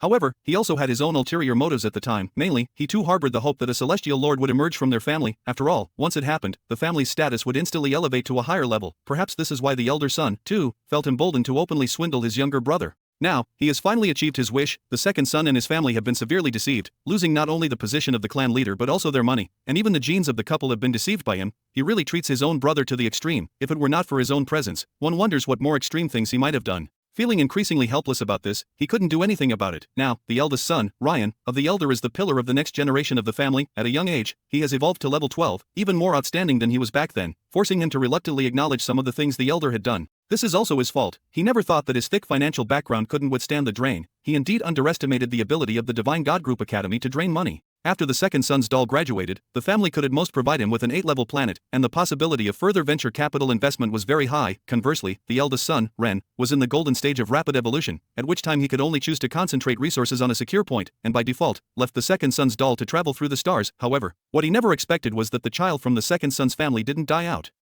there, but instead, he was lucky enough to find an 8-level life planet, and on that planet, there were even second-level energy mines. This was supposed to be a pleasant surprise, and he should have been relieved, but at this moment, an inexplicable sense of worry rose in his heart instead. The elder brother and the second brother's families had become as enemies as water and fire. If one family were to dominate, it might have been bearable, but little did we expect that the child from the second brother's family would also be so accomplished.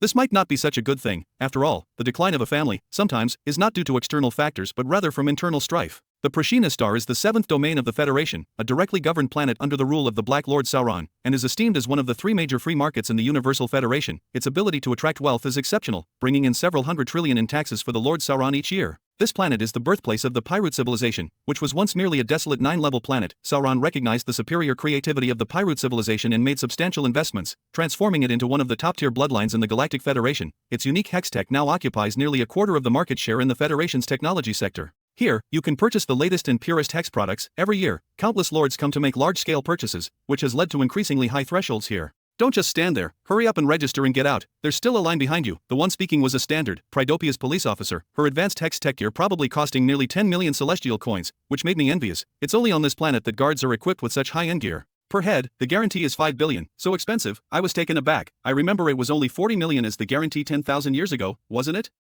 10,000 years ago, the female police officer gave him a glance and said, "Why don't you bring up the price from the last era? If you can't pay, just scram quickly and don't waste my time." I quietly pulled out my black card. After all, the deposit is refundable, and he wasn't worried. He was merely surprised by the price standard. It's all said that the city guard in Pitu is on the same level as the doctors of the Wood Spirit tribe and the female teachers of the Flower Spirit line. The truth is, those who say this have never set foot on this planet themselves. They are poor losers. Their attitude is even more arrogant than that of the civil servants on the Purple Star. They dare to marry them and make sure you will be kneeling in front of the mechanical keyboard until you die. After filling out the forms and paying the deposit, we were transported to the city via the. As soon as we stepped out of the teleportation portal, a group of guides, of various races and all very attractive in appearance, surrounded us. There were those claiming to be from the most beautiful flower spirit race in the universe, the most enchanting Magi personnel, and the most popular spirit fox and Xinguan types in the Wastea system. These individuals are all graduates from language departments, well versed in over 1,000 mainstream languages in the Federation, with the excellent ones even knowing many obscure languages. In the face of so many choices, I naturally selected one, the cheapest. As a great lord, one cannot be deceived by such flashy things. All he needs is a guide. Why would one need to be so beautiful? I've hired a panda man from the Wastea branch. Panda men are the epitome of gluttonous and lazy, yet their average intelligence is not low. However, they rarely get into higher education, and most of them rely on their plain and honest appearance to take on some tourism assignments. Even in the tourism industry, they have far fewer gray incomes compared to those beautiful races, but they don't care. Earning money for the day and living for the day, they are the most carefree race in the universe. Of course, there are benefits to hiring panda people. They do not collaborate with any local crooked merchants for the business of enticing customers. They have always maintained an honest reputation, which allows them to still have a place in the guide market. Generally, a lord who knows how to use money wisely would hire pandas. I comforted myself. Wow, bro, look, there are so many new generation mechs, many of which haven't even been launched yet. Little Nikki's blue round face was flushed with excitement, and her already bright blue eyes shone even more brightly. Those players also looked around with a look of novelty, observing the various races and the never-before-seen goods, which made them realize that the game's worldview might be far beyond their imagination, thus heightening their anticipation for the game's subsequent content. Lulei was so overwhelmed by the screenshots that he couldn't even see straight. By the time he reached the mech market, he had momentarily forgotten about taking screenshots. What do men love the most? The ancients loved horses, modern people love cars, and in science fiction, mecha is a topic that never goes out of style. Transformers and Pacific Rim are so terrible, yet they've managed to produce 128 installments. It's all because you can see real-life mecha in them. Compared to what they see now, the models of those virtual movies are just weak. The dazzling metallic texture, the ferocious appearance, and the overwhelming sense of technology almost made Lulei rush forward. Hey, what are you doing? I grabbed that excited furball. This series of mecha is made of Veristeel, and you dare to get close with your level 1 ball? Just the sharpness could pierce you. You believe that? Is that an exaggeration? The sharpness is all here. Liver Emperor looked at me with a disbelief on his face. Big brother, I feel like him. Lulei suddenly felt weak and said, "Is that so?" Curiously, I pinched, and then saw that Lao Leiwei visibly shrank from a ball of fur into something resembling a raisin. My goodness, that's several meters away. I was momentarily startled, then I poked it with my finger. Hey, are you okay? Lu Leiwei, I feel so cold. Oh, so many stars. I saw the ancestor, and I also saw the royal family win the championship. Ha ha ha, all the chicken offal should die. What is he talking about? I asked curiously. Some ancient grievances, not worth mentioning. The liver emperor waved his hand, then pointed to his chest. Big brother, what's wrong with this mech? Why can it cut people even from a few meters away? The crowd looked on as they noticed several deep, bone-visible scars on the chest of the liver emperor, appearing rather terrifying. I said, good steel has its edge, and all of you are first-class lifeforms, so it's easy for you to be injured by this steel edge. However, I haven't seen many mechs that can injure people from several meters away. This is the latest dragon steel model released by the Poison Dart, Neko excitedly said. I heard it's meant to compete in the market with the Wolf Fang Black Gold Edition. I was taken aback. Then I laughed as I looked at the young Neko. You're so knowledgeable about mechs, don't you want to become a super controller? Xiao Wenyo, feeling a bit embarrassed, twirled her fingers and murmured, the tuition for control is too expensive, and the control of arcane magic requires a high bloodline. No problem. I felt a pang in my heart upon seeing the little girl in this manner, and I squatted down to scrape her nose, saying, relax and study, he'll find you the best genes, and he'll also buy you the finest magical mech suit. Really? The little girl's eyes lit up, and she excitedly tapped the helmet, almost making me dance with joy. Big brother, can we have mechs in the future? The little fairy gazed at the various mechs, her eyes sparkling like Nikki's. A muscular green titan stared at me, and the previously delightful sensation of being charmed vanished. I gave the other person a cold look and said, of course not, green titans can only follow the warrior path. Overlord is a spiritual profession, although different mechs have corresponding characteristics for different races. A creature with such a massive amount of overlord data must be a specialized spiritual class. Among you, only she has the chance to become an overlord, I said, pointing at Yu Nu Wu Gua. What? All the players were startled. The rain goddess was smiling foolishly, with an expression of being struck by happiness, while the remaining few titans were filled with envy and resentment. Even the half-dead Lu Leiwei in my hand couldn't help but jump down. I wondered why there would be such a frustrating career for developers, only to find out that there was this kind of welfare in the later stages. This game planner is too cunning, not leaking any information before. I'm speechless. I don't understand the brainwaves of these D-balls. Why do they think a desk job is worse than manual labor? After all, you were given the chance to make your own choice, weren't you? You love manual labor, so what's my fault? Ah, see ya. Suddenly, the silent old dad spoke up. What's wrong? Do you feel like your underlings have all grown a size? Huh, I hesitated for a moment, then looked closely and realized it seemed to be true. Whether it's the liver emperor or Lu Leiwei, the wood elf, they all seem to have gained some weight. Not really. I immediately became angry and rang the bell of the stall owner. Respected guest, may I know what the matter is? A cute panda, out of breath, ran over in a clumsy manner. I curiously glanced at the other person. Generally, few people would ask a panda person to run a stall, as most of the time here, the ones who are hired to set up stalls are either cunning gold gnomes or enchanting succubi who can stir emotions. How could a naive panda person possibly enjoy cheating customers?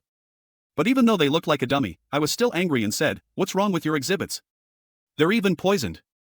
The panda man, upon hearing this, awkwardly scratched his large, chubby head and said, sorry, sir, this is the latest model of dragon steel poison fong. The poison mixed by the top alchemists of Zwan is also one of the selling points. We have also set up a protective net, but we didn't expect someone to bring a level 1 lifeform to visit Proxima Star. You're truly a wealthy big shot. I narrowed my eyes at his words, believing that his last sentence was spoken sincerely. After all, pandas never lie. So, most of the anger subsided, and finally, he waved his hand and said, quick, bring the antidote. Good. The panda man hurriedly sprinted back into the house. After nearly a quarter of an hour, he crawled out looking as if he were near death, awkwardly smiling and saying, I'm sorry, there's only one dose of the antidote left. My apologies, guest. But I have 2 subordinates who have been poisoned, and we will provide compensation. The panda man still felt embarrassed and rubbed his chubby palms. Losing money, my eyes lit up, and I immediately turned around to look at the 2 poisoned individuals, contemplating whose death would bring in a higher compensation. What were they discussing? Though I couldn't understand what I was saying to the panda man, both of them remained acutely aware of the Lord's sinister gaze. Suddenly, an intelligent prompt appeared. In a narrow alley, the brave win. Task content. Both of you have been poisoned, but there is only one antidote. It's time for a real man's duel. If you want to survive and continue to wander through this bustling starry sky with the Lord, show your bravery. Winner, reward 500 points. Oh my, 500 points. The Liver King was overjoyed. He had been mining day and night for a month and hadn't earned 500 points, yet just doing a random task earned him so much. Indeed, a horse without night grass won't be fat. Thinking of this, he sneered and stared at Lu Leiwei. Lu Leiwei felt his scalp tingle under the other's gaze and called out immediately, this is unfair. How can a spirit ball possibly defeat this beast? Liver Emperor wouldn't let him struggle. Without waiting for the AI to continue speaking, he charged forward like a tiger pouncing on its prey. Humph, you royal scoundrel, don't talk too much, let's settle this like a man and decide the winner. After that, my group and I spent an entire day wandering through the market. The myriad of goods on display made me want to buy this and that, but every time I looked at the prices, it was as if someone was saying to me, "You're a loser, you can't afford this," which provided a very realistic and wake-up call, preventing me from sinking into it. With a lingering reluctance, I finally led everyone to the Private Lords Market, one of the 3 largest markets in the Federation. Besides the high-end exhibits, there are naturally some affordable items, all sourced from various private lords. Even without federal official certification, if you have a keen eye, you can often find very fine products, and at very reasonable prices. The official recognition requires a substantial amount of handling fees, and for technological products to be listed on the Galactic Federation, the requirements are very high. Mostly, it is the great lords who possess such power. Relatively speaking, the products of some minor lords, which lack trademarks, can only be traded within their own star domains, and thus can only be sold in this free market. Therefore, the prices are much more reasonable. However, as a major market with a limited number of stalls, the prices are quite expensive, which is also one of the significant sources of income on this planet. Those who can afford to set up stalls here are usually powerful lords, and relatively speaking, it is much more expensive than some second and third tier free markets, but correspondingly, the likelihood of purchasing garbage is also much lower. Under the guidance of the Panda Man guide, we arrived at a shop that appeared quite modest. The strong sense of simplicity was a stark contrast to the opulence of the mech market we had visited earlier, yet the shopkeeper left me somewhat surprised. "How is it always you?" Several players were also taken aback, for the clerk greeting them was none other than the panda from the mech shop just now. Thinking of the still warm body of Lu Leiwei in my pocket, my expression darkened. He wouldn't buy anything from a store that had killed his own people, even if he lost money. "Oh, respected lord, please do not misunderstand," the panda guide hurriedly explained. "The one just now was big fat, and this one is second fat. They are not the same panda person. You see, this one only weighs 372 kilograms, which is 40 kilograms lighter than its brother big fat. Moreover, its fur is not as well maintained as its brother's. After all, its brother works under the great lord." Is that so? You said it, and indeed, it feels a bit different. "Guests, would you like to purchase anything?" asked Pang, chewing on a green bamboo stick and grinning broadly. Wow, I can smell the aroma of elf seasoning. Are you here to buy spices?" "We have the finest pickled spices here. Do you prefer garlic flavored or fruit oil refined?" "Our finished garlic is a product of high elves, and it has not been genetically modified in any way. I'm here to do big business." I glared at the panda person and interrupted. "Oh, really?"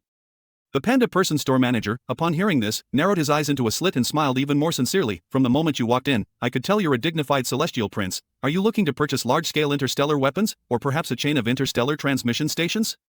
If you're interested in terroristic biological weapons, we can provide those as well. We offer the highest grade, 16th level Dragon Terror Star beasts, with pure bloodlines and formidable combat power. Here are detailed model data. If you wish to see the actual creatures, you'll have to visit our main star, and we can provide free teleportation services." "Well, it's not such a big deal." My confidence weakened immediately. "Oh, is that so?" The panda man still warmly said, "So, what would you like to buy? Just tell us. We are an authorized store under the Wine God Lord, with over a dozen branches already opened, and we have a good reputation here. As long as it's not something very special, we can usually provide it." "The Wine Immortal Lord." I was taken aback, somewhat startled as I said, "That's the one, the only Wine Immortal who became a heavenly lord as a Pandaren elder brother." "I've heard of him, too." The store manager and guide both displayed expressions of pride. "Not just heard of him, but he's a true legend, isn't he? The Tianxing Group Academy uses this story in their advertisements every year. Look, our high-quality education is worth all that tuition, even turning lazy panda people into elites. What else can't we achieve?" However, this senior has developed too quickly, hasn't it?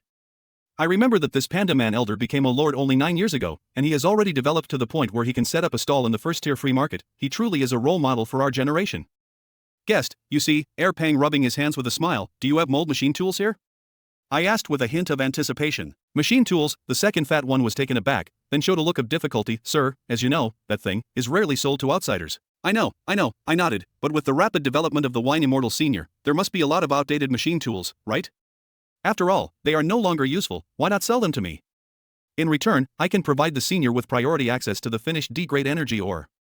"Energy mine? Does your planet have energy mines? How is the storage capacity?" asked the chubby man with a spark in his eyes. "The storage capacity is very sufficient. With an estimated 400 years of development, once my scale is formed there, it can provide at least 1 million tons of refined source stones annually." So, Big Fat hesitated for a moment, then looked up and smiled broadly. "This matter is too big for me to decide on my own. I need to report it to the boss. Please sit down first," he said, then turned to the guide. "Tangerine, could you please take care of the guests? Pour them some tea," and with a skip in his step, he ran into the store. My dad calmly found a spot to sit down, while a group of players and Neko eagerly gathered around to view the exhibits in the store. The guide hurriedly served me and my father a pot of freshly brewed green tea, the tea leaves being of the finest Siefeng variety, their quality immediately suggesting they were from the authentic Snow Elf brand. A pound of this tea would surely fetch over 1,000 celestial coins, a price even my father, when he was the clan chief, could barely afford to enjoy once. My father leisurely sipped the tea, content, while I was rather distracted, deeply concerned about whether this business deal would succeed. The main purpose of this purchase was to address 4 pressing issues at the base: the energy problem, accommodation issues, basic material consumption, and the large-scale expansion of crops. With the ant mine, I must say that it has saved me a significant amount of energy in terms of energy supply. The energy power refined from D-grade energy ore, combined with refining technology, is immense, at least more than enough for a newly developing 8-level planet. In this regard, simply purchasing sufficient refining equipment and compression mining factories can quickly collect a large amount of energy. The accommodation issue isn't too big either. The people from D-Star have a strong spirit of hard work and endurance. They don't need to buy 2 luxurious accommodations, thinking that a regular black iron dwarf compact apartment should suffice. Crops are the same, since the ones I grow are all very adaptable to the environment and high yielding. The seeds are quite inexpensive, just increase the quantity, and I believe that soon I won't have to eat canned goods and nutrient solutions anymore. Only this basic item is relatively troublesome. The base is developing very quickly, and according to intelligent predictions, it will soon reach a scale of 100,000. Mining energy mines requires the use of fine pickaxes, followed by ore trucks, mining points, and some basic tools will become scarce in large quantities. Buying finished products is too costly, and long-term imports are likely to expose our position. Can't I use the school's free teleportation channel every time? Can I still keep my dignity? My best plan is to hire a few experienced blacksmiths and mechanics, and to purchase a batch of molds and machine tools to take back. It's not difficult to hire excellent blacksmiths and mechanics. On the contrary, the thing about machine tools is more challenging. Most private lords prefer to sell finished products, rarely selling machine tools. Even if they do, it's usually for obsolete ones. Finding quality machine tools requires some effort, and even if you manage to buy them, issues with after-sales service and the problem of machine tool increments are also hard to resolve. The best approach is to collaborate with a senior lord, acquiring their discarded technology. This not only saves costs but also significantly enhances the growth efficiency of the base, allowing them to bypass many pitfalls. This principle is actually understood by everyone, but few new lords can obtain such favorable cooperation conditions. As the saying goes, fellow professionals are enemies. Not deliberately suppressing you is already showing favor to your classmates. Everyone is a competitor, and no matter how vast the universe is, no one wants to see an increasing number of scavengers, even if the other party is a naive panda person. Hoping that my D-grade ore will impress them, I said to myself, hesitantly after a long while. The second fat man came out, drenched in sweat, panting. "Esteemed guest, our lord wishes to see you." I heard this and my eyes lit up. It seems this matter has a chance. The place for discussing cooperation is in the VIP reception room specially set up by China.Star. Alone, I came here, curiously glancing around. This VIP room is not as luxurious as one might imagine. Its standard is quite ordinary. However, he knows that in such a place where land is as valuable as gold, anything that can be called VIP must have an expensive rent, at least proving the sincerity of the negotiations. "May I inquire which business meeting room Lord Winegod has booked?" I politely asked the staff at the navigation desk. The waiter waved his hand and said, "Over there, turn left and go all the way, the cheapest room." I furrowed my brow, thinking to myself, do the people at the pert place all have such attitudes? Then, following the other person's directions, he arrived at the destination and, upon looking up, realized he had misunderstood. The server's words were not malicious, they were simply spoken in all honesty. Because the 6 bold characters on the main gate were very clear. The cheapest room. I suddenly felt a headache. Peter's style is indeed as straightforward as ever. Why not write the most modest room instead? Stepping into the room, I finally met this legendary senior. As everyone says, pandas have the worst ability to accept genes. Today, he got to see for himself. Before, in school, he had seen all sorts of races, but in the end, they could all be assimilated by the gene of the gods, becoming as handsome as himself. Okay, just a little less handsome than myself. But this seems to have had no effect on the panda people, except for that pair of celestial races' unique supreme purple starry sky eyes. The senior has no real distinction from an ordinary panda person in other aspects. Well, not to say there's none. According to the panda people's method of distinguishing individuals by weight, the senior is a ton heavier than the previous fat two, and sitting on the chair feels like half of his buttocks are about to fall out. Damn, not even a bigger sofa, and it seems that the panda lord is also troubled by this at the moment. I hesitated and asked curiously, can't they get a bigger chair for them? The Galactic Federation isn't short of races with large physiques, right? This level of service should be available in the VIP reception room, shouldn't it? The Lord Alchemist shook his head. Yes, there is, but it will cost extra. This is a stingy lord. I have my first impression right away. Alright, that's it. The wine fairy sighed helplessly. Then, looking at me with a helmet on, he was taken aback and said, "Hey, Junior, isn't this outfit a bit too serious for negotiations?" I fell silent upon hearing this, muttering softly, "I'm very sorry, but due to some personal reasons, I'm not comfortable appearing in places with high foot traffic or surveillance." Is a blemish on the face a sign of evolution? The wine fairy was slightly taken aback. That's not scientific. Issues like this rarely occur in celestial bloodlines. If you need, I can introduce you to a very talented wit spirit doctor. Her plastic surgery is of cosmic caliber, with no sense of incongruity. Look, this attire is all thanks to her. Can't you tell him from the celestial race except for my eyes? Why not? I shook my head and said, thanking the elder for their kindness. But my face is already perfect and there's nothing left to fix. Alcohol fairy, let's get down to business, senior. After finding a seat, I said directly, since you invited me here, I assume you must have considered my proposal. I've seen the sample sent by Airpang, and the quality is quite good. It's among the upper middle and the D-grade mines. Are you sure the produce from your place is of this quality? I am tested and proven, I hurriedly said. The data from the data meter will not lie. My ability to secure $1 billion loan is proof, and if you need, I can provide you with the certification from financial institutions to see. Financial institutions? Josian was taken aback. You're not borrowing money from the bank, right?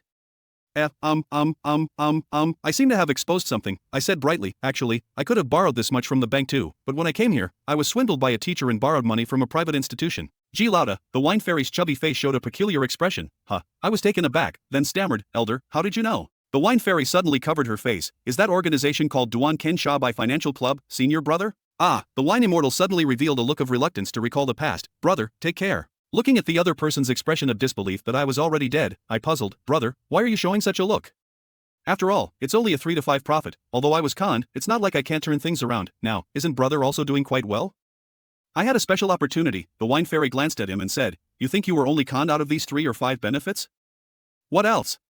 I suddenly felt a trace of unease. The wine immortal said solemnly, these private institutions are very unscrupulous when it comes to customer data confidentiality. As long as the money is sufficient, they can leak it at any time. Once your planet's data falls into the hands of some people with malicious intent, it can be very dangerous. What danger? I wondered, as I hadn't revealed my coordinates. The immortal wine master, they could use big data analysis. Once an advanced lord has a dragon-level wizard or analyst in their employ, with this data, it wouldn't take more than a century to locate you. Dragon level, I joke. A lord of that caliber wouldn't specifically target someone like a beginner like me, would they? Generally, it's not very likely, the wine god suddenly said in a low voice, but you're not quite the same. I just looked at the information. You have the surname Odious. Aren't you from the Odious family, known for producing thunder warriors? My senior, have you heard of our family? Well, our family has produced thunder warriors that are quite renowned in the industry for both quality and work reputation. However, recently. How have you been lately? I felt a sinking feeling in my heart, as he hasn't returned home for tens of thousands of years, naturally unaware of the current situation of our family. You guys, the younger generation, are led by a guy named Ren, right? He is allied with a lord with ambitious intentions. Now, your family's thunder warriors are almost monopolized by that lord. The younger generation who join the military are mostly heading there, making it difficult for me to recruit anyone. I listened quietly, my expression slightly gloomy. In the Federation, the policy of 3 dens for the cunning hare and casting a wide net has been practiced by the great families for generations. Very few families would completely align themselves with a lord, as that carries immense risk. Even though Grandpa is a high-ranking interstellar marshal and a great lord, he still adheres to this strategy and does not encourage his descendants to join the military under his lordship, such as when Ren originally allegiance to another lord. But why would the old man tolerate someone like Ryan acting so recklessly? I've met that guy, Ryan, a few times, and the wine immortal leisurely picked up a cup of green tea and said, in my opinion, he doesn't seem like the kind of person who could tolerate a demigod popping up in the family. My heart skipped a beat, but I said, brother, you're overthinking it. The Edia family has been able to thrive for so long, and the iron rule is that there must be no fratricide. Although the old man has refined the genes, he is a life form on the brink of the dragon level, with at least tens of thousands of years of life left. I don't believe that Rain would dare to do anything under the old man's watch. For tens of thousands of years, the immortal of wine smiles and says, remote for some low-level life forms, but just a blink of an eye for us. Now, you rely on your old man's protection, but what will you do after he leaves? After the old man left, my pair of purple eyes twinkled with starlight, and I said softly, that was when Rain should have been worried about me seeking revenge. Oh, the wine immortal was taken aback. He had a deep impression of the young man named Rain. At such a young age, he had already crossed the threshold of the 12th level, and it was almost a certainty that he would evolve into a dragon level in the future. He might even aspire to reach the star level, at which point he would at least be an interstellar marshal under the Great Lord, someone who was absolutely not to be trifled with by a mere minor lord. Entrepreneurship is arduous, even the lifespan of celestial lords is long, but growth is slow, not to mention tens of thousands of years, but even several million years. Without sufficient citizens' faith, they can only at the level of 10 life forms at most. But from the tone of this guy, it seems that in tens of thousands of years, he will have the full ability to surpass Ryan. What does this kid rely on? If it's not just empty boasting, then this kid must have some other cards up his sleeve. Upon this thought, the wine fairy's eyes flickered with a sharp, intelligent light that was unlike that of a panda person, and then he broke into a standard, foolish smile. Since that's the case, let's talk about the issue of cooperation, shall we? The cooperation was quickly finalized. The wine immortal lord provided certain technical support and some obsolete equipment to himself, even transferring high-quality technical personnel. In return, I am required to supply the wine immortal lord with 400,000 tons of fire ant or crude stones each year, selling them at a 70% discount of the market price. The equipment and accommodation have been settled, so what remains is the procurement of raw materials and the introduction of talents. Currently, there are mainly 3 races in the base, and I haven't yet planned to start cultivating other racial series. Therefore, I intend to recruit some outstanding mentors specifically for these 3 races. The harvest was better than I had imagined. After returning to the hotel, I happily gazed at the pile of contracts. There were nearly 1,000 people who submitted their resumes, and after comparing them, I was selected for nearly 100 of them. Among the advisors, 40 are from the basic department, 10 specialize in weapons, 5 in the ferocious department, and we were lucky enough to recruit some excellent students specializing in the magical arts, including those in the arcane and elemental departments, even 2 students specializing in the obscure prophecy and demon departments. All graduated from top universities, with students from the demonology and arcane departments also holding proof of junior wizard. I generously offered an initial salary of 15,000 yuan. For other professions, I provided initial salaries that matched their price lists. I have a feeling that all the heroes in the world are within my grasp at this moment, but when I calculated carefully, I realized that my monthly salary would amount to several hundred thousand, and then I feel an immense sense of pain. He decided to make them work overtime as soon as he returned, making sure they earned their wages. He knew that nurturing a manipulator came at a high cost, but he was undeterred. He had a group of D-balls with immense potential, with a 90% capacity, who could tap into the ancient bloodline of developers efficiently, as long as he provided a teaching path. These individuals would not be any worse than the offspring of those noble families with pure genes. The day of his return was at noon on. The third day, he gave ample time for the newly hired employees and his family to say goodbye, and also enough time for himself to spend with his family. This round of procurement has also been quite fruitful, a 30 billion yuan order, a billion yuan worth of raw materials. It's estimated that I won't have to worry about a shortage of supplies for a long time. Players seemed to heave a collective sigh of relief as I arrived. Seeing their expressions, I was slightly puzzled. These guys were among the wildest when they first came, and I had to scold them to go rest at the hotel. They would sneak out in the middle of the night to play. With such a strong desire to have fun, I had originally worried they would be reluctant to leave, but now, they were all acting as if they were eager to return home. What's going on? Actually, players did have a great time on the first day, but by the second day, they started to feel something was off, as they realized, damn, there doesn't seem to be an offline point here. When playing games usually, if I get tired online, I go back to the base and fall asleep, then directly log off. After logging off, I feel extremely exhausted, especially for players of Green Titan, who usually need to sleep for 7 or 8 hours to recover. Here, when they found that there were no offline points, they were all at a loss. How are they supposed to go back now? When looking for the Lord could not be found, and the people around could not communicate in the same language. Everyone was in a hurry, like ants on a pot. After receiving the message of return, several players eagerly waited here, afraid that they would be forgotten if they missed it. This game is indeed a half-finished product. It doesn't even set up offline points in the missions. It's unbearable for anyone to stay logged in for 3 days straight. Actually, it's not right. In fact, if we really have to say, they really don't feel too much fatigue in their hearts. Fucking weird, because after they found they couldn't log off and had played too much, they all fell asleep in the hotel. The next day, they woke up feeling refreshed. They are all frequent players of virtual games, and they have never seen a game where you can rest and recover your energy within the game. This must be hypnosis, several players thought. Surely their technology has surpassed the market, hypnotizing their nerves and making them feel energetic. How else to explain lying in the game pod for 48 hours without feeling tired or hungry? This question has been widely discussed among players in private over the past 2 days. Scholar Rainy Woman has no connection, believes it should be the result of advanced neural hypnosis technology, and that this mission should also showcase the achievements of the technology. But they really have no idea about the potential harm it might cause to the human body, because the D-Ball Federation has never announced this technology, which means they might be guinea pigs. Feeling a sudden wave of apprehension, I thought, for anyone locked in a game pod for 3 days would be apprehensive. Nor do I know what my own body in the real world has become now. Has it become a dried-up adult? Several people became increasingly afraid, each one returning home with a sense of urgency, which is why they seemed to breathe a sigh of relief upon seeing the Lord arrive. Fortunately, they were not left here. After this incident, we must be more cautious with tasks like these. Upon returning, I will report the evaluation company. Such a big bug was not detected. What on earth are they doing? After all the players had gathered, I was directly teleported to the gates of the Celestial God School, and outside the school, the hired staff were already waiting there early. I nodded contentedly to myself as I saw that everyone had arrived several hours earlier than the agreed time. Not bad for gentlemen. Their attitudes remained impressive even after taking up their positions. This was the result of good family education from a young age. Wow, what kind of people are these? The players wondered. Oh, these must be the subjects of the Lord. Xander the Titan warrior sized up the 2 green titans, his eyes lighting up, thinking to himself, high-quality green titans indeed. These green titans are clearly using level 2 genes to create level 1 lifeforms. Although the level is low, these outstanding features and muscle displays far exceed his expectations. This must be something that was cultivated at great expense in the Lord's base, used to showcase their strength, Xander thought to himself. As Xander praised the players' qualities, several players were also marveling at Xander's muscular physique. My god, Liver King circled around the opponent several times and said, this is what we'll look like after we level up, isn't it just too fucking cool? Not to mention those few Green Titan players, even the developer of Yu Wugua couldn't help but swallow her saliva. The towering figure, standing at over 6 or 7 meters, with explosive muscles and a formidable aura, was simply too captivating. 2 green giants were overjoyed, thinking that they too would be able to transform into such a formidable figure, and the regret of not being able to become a mech warrior instantly vanished. This pure force warrior is what they strive for as men. What use is a mech, right? Even Iron Man, so excellent, was beaten up by Hulk. These are the tutors I have hired to train you. This Titan warrior is the overall combat training instructor I have found for you, I introduced. Oh, several people suddenly became excited. Finally, we're going to get to the battle system. This game's pace really isn't ordinary slow. The counselor's information will be posted on the materials board after I return. It's getting late. Let's go back first. Alright, several players nodded continuously. At this moment, although they were also eager to learn about the new game content, they were more concerned about whether they were truly living well in reality. In a female dormitory of a school in D-City, it was noon when a sudden burst of light illuminated the room. From the gaming pod, a woman with glasses and a stoic expression slowly sat up. This woman's face is easily recognizable. It's the character Yu Wugua from the game. After returning to the base, she immediately hurried to the node and chose to log off.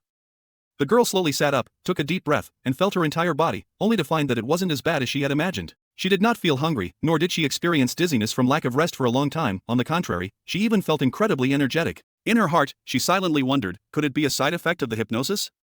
Thinking of this, she stepped out of the game pod and walked to the mirror in front of the closet, wanting to examine her complexion to see just how bad her body had become. After all, the nerves can be hypnotized, but the body cannot. Its characteristics will clearly reflect her true physical condition. But after sitting in front of the mirror, the girl was startled again. In the mirror, she looked radiant, her complexion better than usual, even without her glasses. Her eyes were incredibly bright. What was going on? The girl rubbed her eyes and looked at the mirror, then patted her face and muttered to herself, "Am I still dreaming?" Also, it's no wonder that the game's hypnosis was too strong, causing my brain to be unable to wake up temporarily, which is why this happened. But how do you wake up from a dream? Pinch your thigh. Ouch, it's painful, I said. Where have you been these 2 days? Just as she was shocked by the incredibly realistic pain in her dream, a familiar voice came from afar. The phone wasn't even on, and your family has called several times already. The girl turned to look at the source of the voice, which was her roommate from the dormitory. Currently, the university dormitories for female students are all single-room systems. Upon hearing the noise and confirming it was her, the roommate immediately adopted a scolding tone. I was playing games and forgot the time. The girl hesitated for a moment, feeling a bit embarrassed as she said this, pointing to the game cabinet. I just came out. But the roommate looked at me with a strange expression. Are you serious? Our school has been without electricity for 2 days now. What are you using to play games? 我叫西月欧迪亚，是大宇宙联邦天神组高校毕业的实习领主。虽然在自己努力下成功毕业，并掌握了天神血统，按大联邦规定拥有了成为星际领主的资格，但由于自身掌握的资源有限，导致很难和同批毕业的实习领主竞争。9级星球，那是一个最下等的黑地精都不愿意待的破地方。我曾经问过，想要在9级星球招一个黑地精，起码得月薪30天神币起，开什么玩笑？我上学时1个月生活费都才30天神币呢。就即便是这样的垃圾星球，我也只能靠天神组的身份贷款购买，可愿意给我一个实习生贷款的机构并不多。即便有，利息也是恐怖的吓人。万般无奈之下，我只能选择购买一艘空间舰，开始了穷领主最常用的方法，以探险者的方式寻找新的生命星系。我很幸运，漂泊了才不到万年，在偶然经过一次虫洞穿梭时，便发现了银河系，找到了地星球这颗蔚蓝色的星球。当发现这里后，我第一想法就是征服地星球。根据宇宙联邦法则，星际领主拥有对外征服殖民的权利，对未加入联邦的文明有生杀大权。这规定是鼓励联邦已经泛滥的天神组成员去外域探索而设定的律法。说白了，就是忽悠我们这群穷光蛋出去闯荡。但我在冷静下来后，发现一个问题：我似乎没有征服这颗星球的能力。当初购买空间舰的时候，我全部的钱都花在了基础设施上面，折叠型的原始基地车、各类生产提取的精良仪器、优质的生物标本，还有一些基本材料等等。对于武器这一块，我就只装在了最便宜的压缩炮。打不过这特么就很尴尬了。在经过3个月的观察后，我和飞船上赠送的智能系统计算了1700多万种侵略方法，其中甚至包括潜入内部政界的方式进行对人类的掌控，但得出的成功概率都不高于20%。难道要发信号将这座星球上交联邦换取资源？虽然以这星球的资质，自己换取的资源肯定不少，可我不甘心，不甘心这样一个明显能崛起的机会就这样丢失了。就在我焦灼无比的时候，飞船上的智能提出了一个成功率相对较高的方法，它命名为星海模式，就是利用哄骗的方式骗取人工劳力，在地星球联邦政界眼皮底下悄悄发展自己的势力。而这哄骗的方法就是利用这地星球刚兴起的虚拟网络游戏。小陈无聊地滑动屏幕，寻找着能让他稍稍有些精神的作品。突然的，他看到了一个黑色的金属图标，怀着壮壮看的心情，小陈还是点了进去。大清早的测试传奇类游戏总比测养成类游戏的好。欢迎来到星海，签订契约，成为伟大的我领主麾下的子民吧。一道洪亮的声音打断了一脸呆滞的小陈，他愣愣地抬头望着前面这个身材高大、造型威武异常的 NPC， 整个人都颤抖了起来。我去，这真的是一个私人游戏？这模型也太逼真了吧！小陈一脸不可置信地望着周围，场景似乎是一个临时基地，纯金属的布置，各种不认识的仪器、机械臂以及很多他看不懂却看起来逼格贼高的莫名设备，心中顿时激动得难以言表。小陈忍不住伸手想要摸一摸那 NPC， 但手还未触到，一股庞大的威压猛然袭来，小陈猝不及防之下一屁股坐倒在地，屁股上传来的剧烈疼痛感让他更加诧异，暗道100%触觉真实感，这游戏倒是胆子大啊！不许摸本领主！那高大的 NPC 狠狠地瞪着他道：“如有再犯，就地抹杀。”全智能 NPC。小陈深深吸了口气，如今人工智能技术成熟，全智能 NPC 反倒不是什么稀奇的事。不过这 NPC 的性格设置倒是颇有意思。想了想，他还是没有继续去惹对方。这种100%触觉，万一被对方一巴掌拍死了，那感觉可不好受。想着，他看向了旁边的一道巨大的金属门，门上有一道窗户，透过窗户他看到了基地外面的场景，很荒凉，赤红的地面没有任何绿植，看这模样应该取的是火星外景建的模。这也倒是省事，不过细节依旧非常到位，地面砂石质量极为逼真，与风流产生的物理效应表现也极好，几乎挑不出任何毛病。想了想，他伸手往把手抓去，想要开门出去仔细看看外景，但却突然被一股电流将手弹回。正惊异间，却听那 NPC 道：“凡人，你这样的躯体无法在这个星球上生存。签了合同后，本领主会对你进行生物改造。当这里人口满500之后，本领主便会组织你们去外面采集资源，建立家园。”哦，小陈一脸恍然大悟的表情，心道：原来是还没开放。但想想也是，这种品质的制作，光场景布置需要的工作量都是巨大的，私人设计者自然是没有那个能力开发太多的区域。心中顿时明白，这应该只是一个半成品。游戏总体评价非常有潜力的半成品，拥有极为强大的美工团队。相信如果有一个好的游戏策划团队，这或许会是一款能代替泰坦的游戏作品。投资风险3星半，理由是开发内容太少，近乎完全没有内容，让我怀疑这个作品对今后是不是完全没有规划。建议投资前先问清楚，或者自请一个优秀的策划团队。心中有了总结后，小陈兴奋的打算先回去写报告，在粪坑中刨到一坨金子，这可是一个不错的业绩啊！但突然的，他发现好像没有菜单按钮，顿时愣了愣，随即望向了那个现场唯一的智能 NPC 道：“请问这里怎么退出去啊？”这一次那 NPC 直接没说话，面无表情的指了指基地中央的一个看起来有点像科幻电影里的那种传送装置，节点退出制的。小陈愣了愣，这种方式虽然会让游戏逼真一些，但会显得很麻烦，在如今这种快节奏的娱乐模式面前，并不是很讨喜啊。看来这游戏的确缺一个优秀的策划团队。想了想也没犹豫，快步走到了传送装置里面，点出了菜单后，选择了退出星海这个选项。他得趁其他人没来得及发现这款游戏前，把评测报告交上去，这个业绩可不能让他跑漏。随着一道流光闪过，传送装置里的小陈一下消失在了装置里面，而那刚才还一脸冷傲的 NPC 见人走后，居然哐当一下一屁股坐到在地，将自己威武的金属头盔拿下，露出了一张极为俊美的脸，累死本领主了。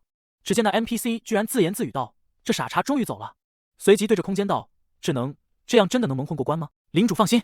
基地里突然传出一道电子音，领主只管耐心等待，不久后便会有源源不断的子民流入了。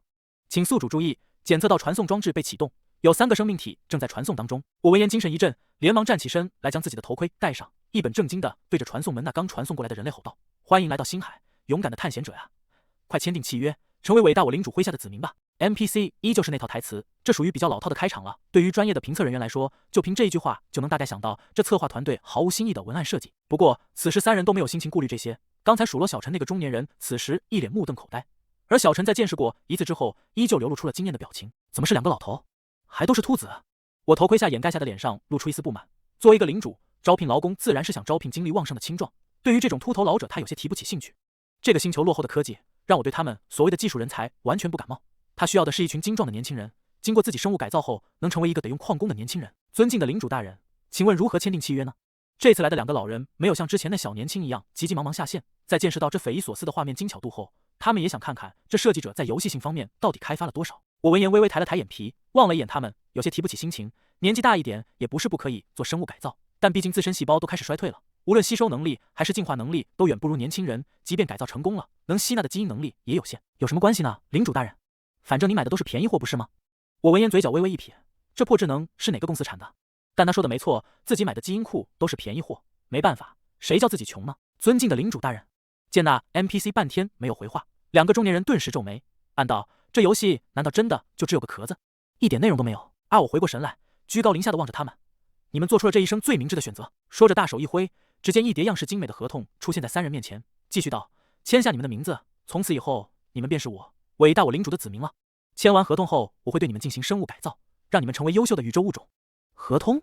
几人表情一愣，随即饶有兴趣地翻阅了起来。规定1：乙方签订合约后，即为甲方合法子民，将履行领主规定的劳役义务、纳税义务、从军义务以及人口生产等义务，具体如下。巴拉巴拉。规定2：乙方所获得的公民利益由甲方全权规定。由于我领主的国家刚刚兴建，各项福利以及报酬都还没有具体的规范，大家可以尽情期待。合约有效期无数年。注：合约期间不能以任何理由叛逃、出卖、暴力反抗我领主，否则将受到大宇宙联邦的制裁。翻阅合同的3人纷纷傻眼，我故作一脸镇定，其实心虚的一逼。他现在没有能力侵略地星球，没有兵力的他也不能以奴隶的方式殖民，那就只能用合同制了。天神组的合同是受大宇宙联邦法律保护的，一旦签下便不能反悔。如果到时候这些家伙察觉不对反叛了，自己便可以申请大联邦进行武力干预。但这智能拟定的合同的确稍稍过分了一点，咋一看跟奴隶没啥两样嘛？别人又不傻，怎么可能会签？领主大人，签完了之后呢？3人一脸兴致勃勃地问道。望着3人那么痛快就把那份不平等条约签了，我心中一呛，这就签了？这破智能的方法居然这么管用？这是生物机床，在这里我会备份你们的大脑，再用克隆技术备份你们自己原本的肉体，而后再用克隆的肉体进行生物改造。一旦你们克隆肉体死亡，大脑损耗的瞬间，意识体便会被特殊装置立刻传送到备份大脑上面。你们放心，这份技术是由14宇宙纪元发条魔灵一族从古巫妖命匣子的原理提炼的技术，发展到现在已经非常成熟，不会有意外的。酷！小陈眼睛一亮，对方短短的话语就包含了庞大的世界背景，看来自己之前错过了这游戏的策划能力了。我打开自己的基因库，看着里面一堆便宜货，暗自思索，最后决定第一次试验还是用最便宜的绿泰坦基因吧。基因买卖在大宇宙联邦已经是明面上的生意，也是星际领主用于殖民的重要手段。直接雇佣优秀人种的代价是昂贵的，一般只在领主初期组建骨干的时候会不得已这么做。后期拥有成熟军队的星际领主自然也会向外探索生命星系，直接对探索发现的文明进行侵略殖民。当然也有像我领主这样一个大头兵都没有的穷领主跑来忽悠原住民签合同的类型，但不论是哪一种，他们都需要基因库的支持。宇宙联邦的基因都是大联邦亿万个纪元在宇宙中搜集到的优良基因，拥有着各种各样强悍的生物特性和进化能力，绝对不是一般星球土著民能比拟的。领主想要快速发展势力，提升子民的基本素质，利用基因移植进行生物改造是最有效率的手段。我当初出走时也买了海量的基因库存，但由于贫穷的关系，买的都是质量很差的便宜货，绿泰坦便是其中之一。绿泰坦身材高大，有着高强度的体魄和肌肉密度，可以适应大部分基础劳力，是很多落魄领主用于制造矿工和基础士兵的首选。手术进行得很顺利，顺利的我都有些不敢相信。那个年轻的小伙子成功了也就算了，那2个秃头居然也那么顺利的一次性完成了移植，而且吸纳力居然高达90%。数据出来之后，我甚至怀疑自己是不是眼睛看花了。酷！从生物培植器里走出来的小陈看着自己浑身像绿巨人一般爆炸性的肌肉，眼中满是惊奇。他稍稍握拳，手臂上青筋微微胀出，只感觉浑身充满了力量。他甚至觉得这个时候给他一根钢筋，他都能毫不费力的将其拧成麻花。于是他扫视了一下周围，跃跃欲试的想找个东西试一下手感。老杨，感觉到没有？稍后走出来的其中一个秃头，此时经过改造，居然生出了浓密的黑发。他惊喜地感受着这副新的身体，兴奋道：“这属性提升和这100%的精神链接触感处理得太平滑了，几乎没有丝毫违和感。”在虚拟游戏里，如今王道的升级类游戏还是占据主流，玩家也可以在游戏里通过升级、转职等方法提升属性，但给人感觉却很不真实。比如力量提升了，通常只是数据上的改变，玩家基本没有实际的体验感。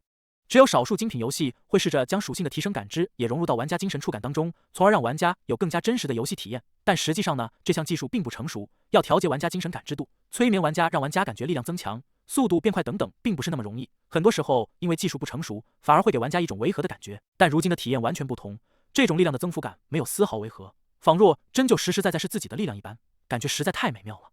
身后的老杨此时经过改造，也成为了一个高大威猛的绿泰坦，很是震惊地望着自己这副躯体，振奋道：“这绝对是超越市面上的技术，这游戏恐怕不是私人设计者设计的，或许是一个大牛聚集的工作室，而且还是背后有强大财团支持的那种。”3人在震惊游戏的技术，我却在震惊3人的身体素质。如果不是考虑有外人在，他甚至都想把头盔摘下来，用旁边的金属把手敲敲自己脑壳，看看是不是在做梦。90%的容纳力，怎么可能？哪怕是号称大联邦容纳力最强的威斯坦亚人，使用这种未加工过的原始绿泰坦基因，最多也不过15%的容纳力吧。其他容纳力差的种族，第一次手术过后，容纳力能有0.5%就已经是非常不错的结果了。90%是什么概念？在联邦第4领主黑哥坦格利安垄断下，一个威斯坦亚人要卖1万的天神币，相当于本领主20年的生活费。90%这要传出去了，一个地球人恐怕要卖成天价。而像这种人，居然特么几十亿个，这已经不是才使能撞到的运气了。自己的祖上肯定有人拯救过全宇宙吧？伟大的领主！小陈兴致勃勃道：“我们接下来需要做什么呢？”去挖矿，我很想这么说，但总觉得有什么不对。90%容纳力的绿泰坦用来挖矿，那得多奢侈的领主才能干这么败家的事儿？绿泰坦拥有泰坦之名，却被用作矿工的首选，很多新手或许都不会理解，但在大联邦生活过的人都明白其中道理。绿泰坦并不是低端种族，相反，它的级别很高。高级的绿泰坦一直都是竞技场或者军队宠儿，但缺点也很明显，培养代价太高。基因的价值不光是以物种优秀而定的，要根据综合情况评定。成熟的绿泰坦是优秀的战士，但如果只有1%甚至更低的血脉之力的绿泰坦就很一般了，最多就是力气大一点，皮糙肉厚一点。想要进化，则需要海量的基因进化药剂，导致除了各大财力雄厚的竞技场，基本很少有人会培养高级的绿泰坦。而那些联邦自由民，如果不是家境非常富裕，也不会花钱去走绿泰坦的进化路线。同资源夏目精灵、符文一族、雷霆一族都是更好的选择。这样的行情下，导致绿泰坦的基因在市场的价格一降再降，最终沦落成各大穷领主用来培养矿工的便宜货了。其实，在联邦像绿泰坦这样的基因很多，都是因为其极低的容纳力，导致基因本身强大的生物特性以及进化能力发挥不出来，从而变成了便宜货。领主大人，见领主没有回话，小陈好奇地追问了一句。我望了望肌肉线条完美的小陈，心中暗道：这品质，就算隐瞒那恐怖的容纳力，把他们拿去卖的话，开价10万神币一个，估计都有不少竞技场抢着要吧。麻蛋一个绿泰坦基因只要1块5呀，这是什么暴利生意？不过我知道自己不能去联系任何竞技场，一旦暴露了自己这个宝库，分分钟就会被灭得渣都不剩。怀璧其罪的道理我还是懂的。黑哥为什么能垄断威斯坦亚人的人生意？除了他当初幸运发现了威斯坦亚人这么一个原住民种族外，当然还因为他有着别人不敢打歪主意的强大军队做后盾。自己这个初级天神在没有众多子民信仰的情况下，来一群黑地精，说不定就能把我活活打死。那既然不能卖，自己基地又是原始状态，这种情况下好像还真只能叫他们去挖矿哈。好他妈奢侈啊！我心中感叹，但表面上却故作严肃，沉着声音道：由于你们综合素质底下，暂时只能胜任矿工的工作，但只要做工勤劳，表现优秀，积分积累到一定程度，便可以向本领主申请成为一名战士了。矿工起家。3人一愣，暗道门槛这么低，这么慢的节奏倒是很少见了呀。不过他们也能理解，虽然现在市场都流行快节奏，但那只是一些泡菜游戏的风格，真正的大制作往往都是以慢节奏缓缓吸引玩家的。这样虽然一开始不讨喜，但只要静下心来，可玩性是非常高的。看样子和老杨想的一样，这应该是某个大财团支持的大制作，而并非半成品，得赶紧回去重新写评定才是。不过这游戏那么有意思，他们两个老测试人员当然得留下来继续体验了。于是回去重新写评测这种事，自然便轮到咱们工作尚浅的小陈了。领导一本正经的理由，小陈纵有万般不愿，也只能含泪去上班工作，无法留在这里美滋滋挖矿了。多哦，绿泰坦基因乃领主私人财产，未经领主同意，不能私带传送。哎，小陈听到传送装置传来这种声音时，整个人一愣，有些不明所以。请玩家进生物舱转换原体回归。听从指示，小陈进入了生物舱。几分钟后，意识一阵模糊，便发现自己又回归到了原先的肉体。至于那具高大的绿巨人躯体，则安静地躺在了生物舱里。哇！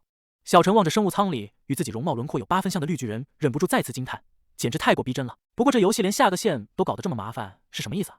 搞得好像这具身体真能带回地球似的。小陈忍不住吐槽道，却看不到身后那位伟大的领主，看他的眼神闪过一丝古怪之色。地球一间公寓中，星海。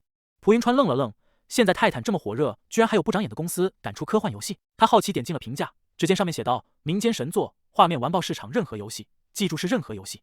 前期游戏节奏较慢，但有着100%真实体验感，仿若就像真的穿越了世界，开启了新的人生，是绝对不容错过的作品。